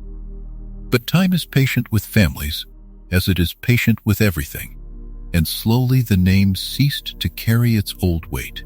It became simply the name of a quiet house in the country, of a diminished but harmless clan, of a man who kept to himself and raised a good son and troubled no one. 900 years of pride, of ambition, of the certainty that they were owed the highest place, settled at last into something smaller and warmer and infinitely easier to bear. There is a peace in that settling, a peace the Malfoys had never known in all their long centuries of striving. They had spent generations reaching for greatness and grasping at power, and it had brought them, in the end, only to the edge of ruin. What saved them was not their grandeur, but their surrender of it, not their pride, but the moment they set it aside. And so we leave them here, in the tranquil years beyond the war, in a house grown quiet and a family grown gentle, watching a small boy grow up free of the burdens his fathers carried. The old darkness is behind them. The long shadow of the name has thinned to almost nothing, and in the soft and ordinary light of the days that remain to them, the Malfoys, spared and humbled and at last at rest, find that a quieter life is not a lesser one, but the only kind worth keeping. And so we return, one last time, to the tall iron gates of Malfoy Manor, standing quiet in the Wiltshire dark. 900 years have passed since a Norman knight first carried the name across the sea. We followed the Malfoys as they gathered land and gold, as they whispered to kings and hid their cursed treasures, as they married only within the oldest houses to keep their blood unbroken. We watched Lucius kneel before a dark lord, and rise and kneel again. We watched a manor of peacocks and marble become a prison of fear. And we watched a mother named Narcissa tell a single, quiet lie in a darkened forest, choosing her son over the cause her family had served for generations.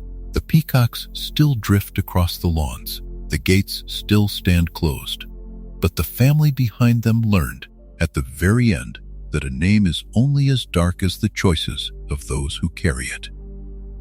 From conquest to fear, from pride to survival, the long story of the Malfoys settles into stillness. Good night. What did you think of this journey through 9 centuries of the Malfoy family? I'd love to hear your thoughts in the comments below. If this changed the way you see them or taught you something new, consider subscribing for more mind-expanding content. And if you know someone who would find this as fascinating as you did, share it with them. These are the kind of conversations that matter.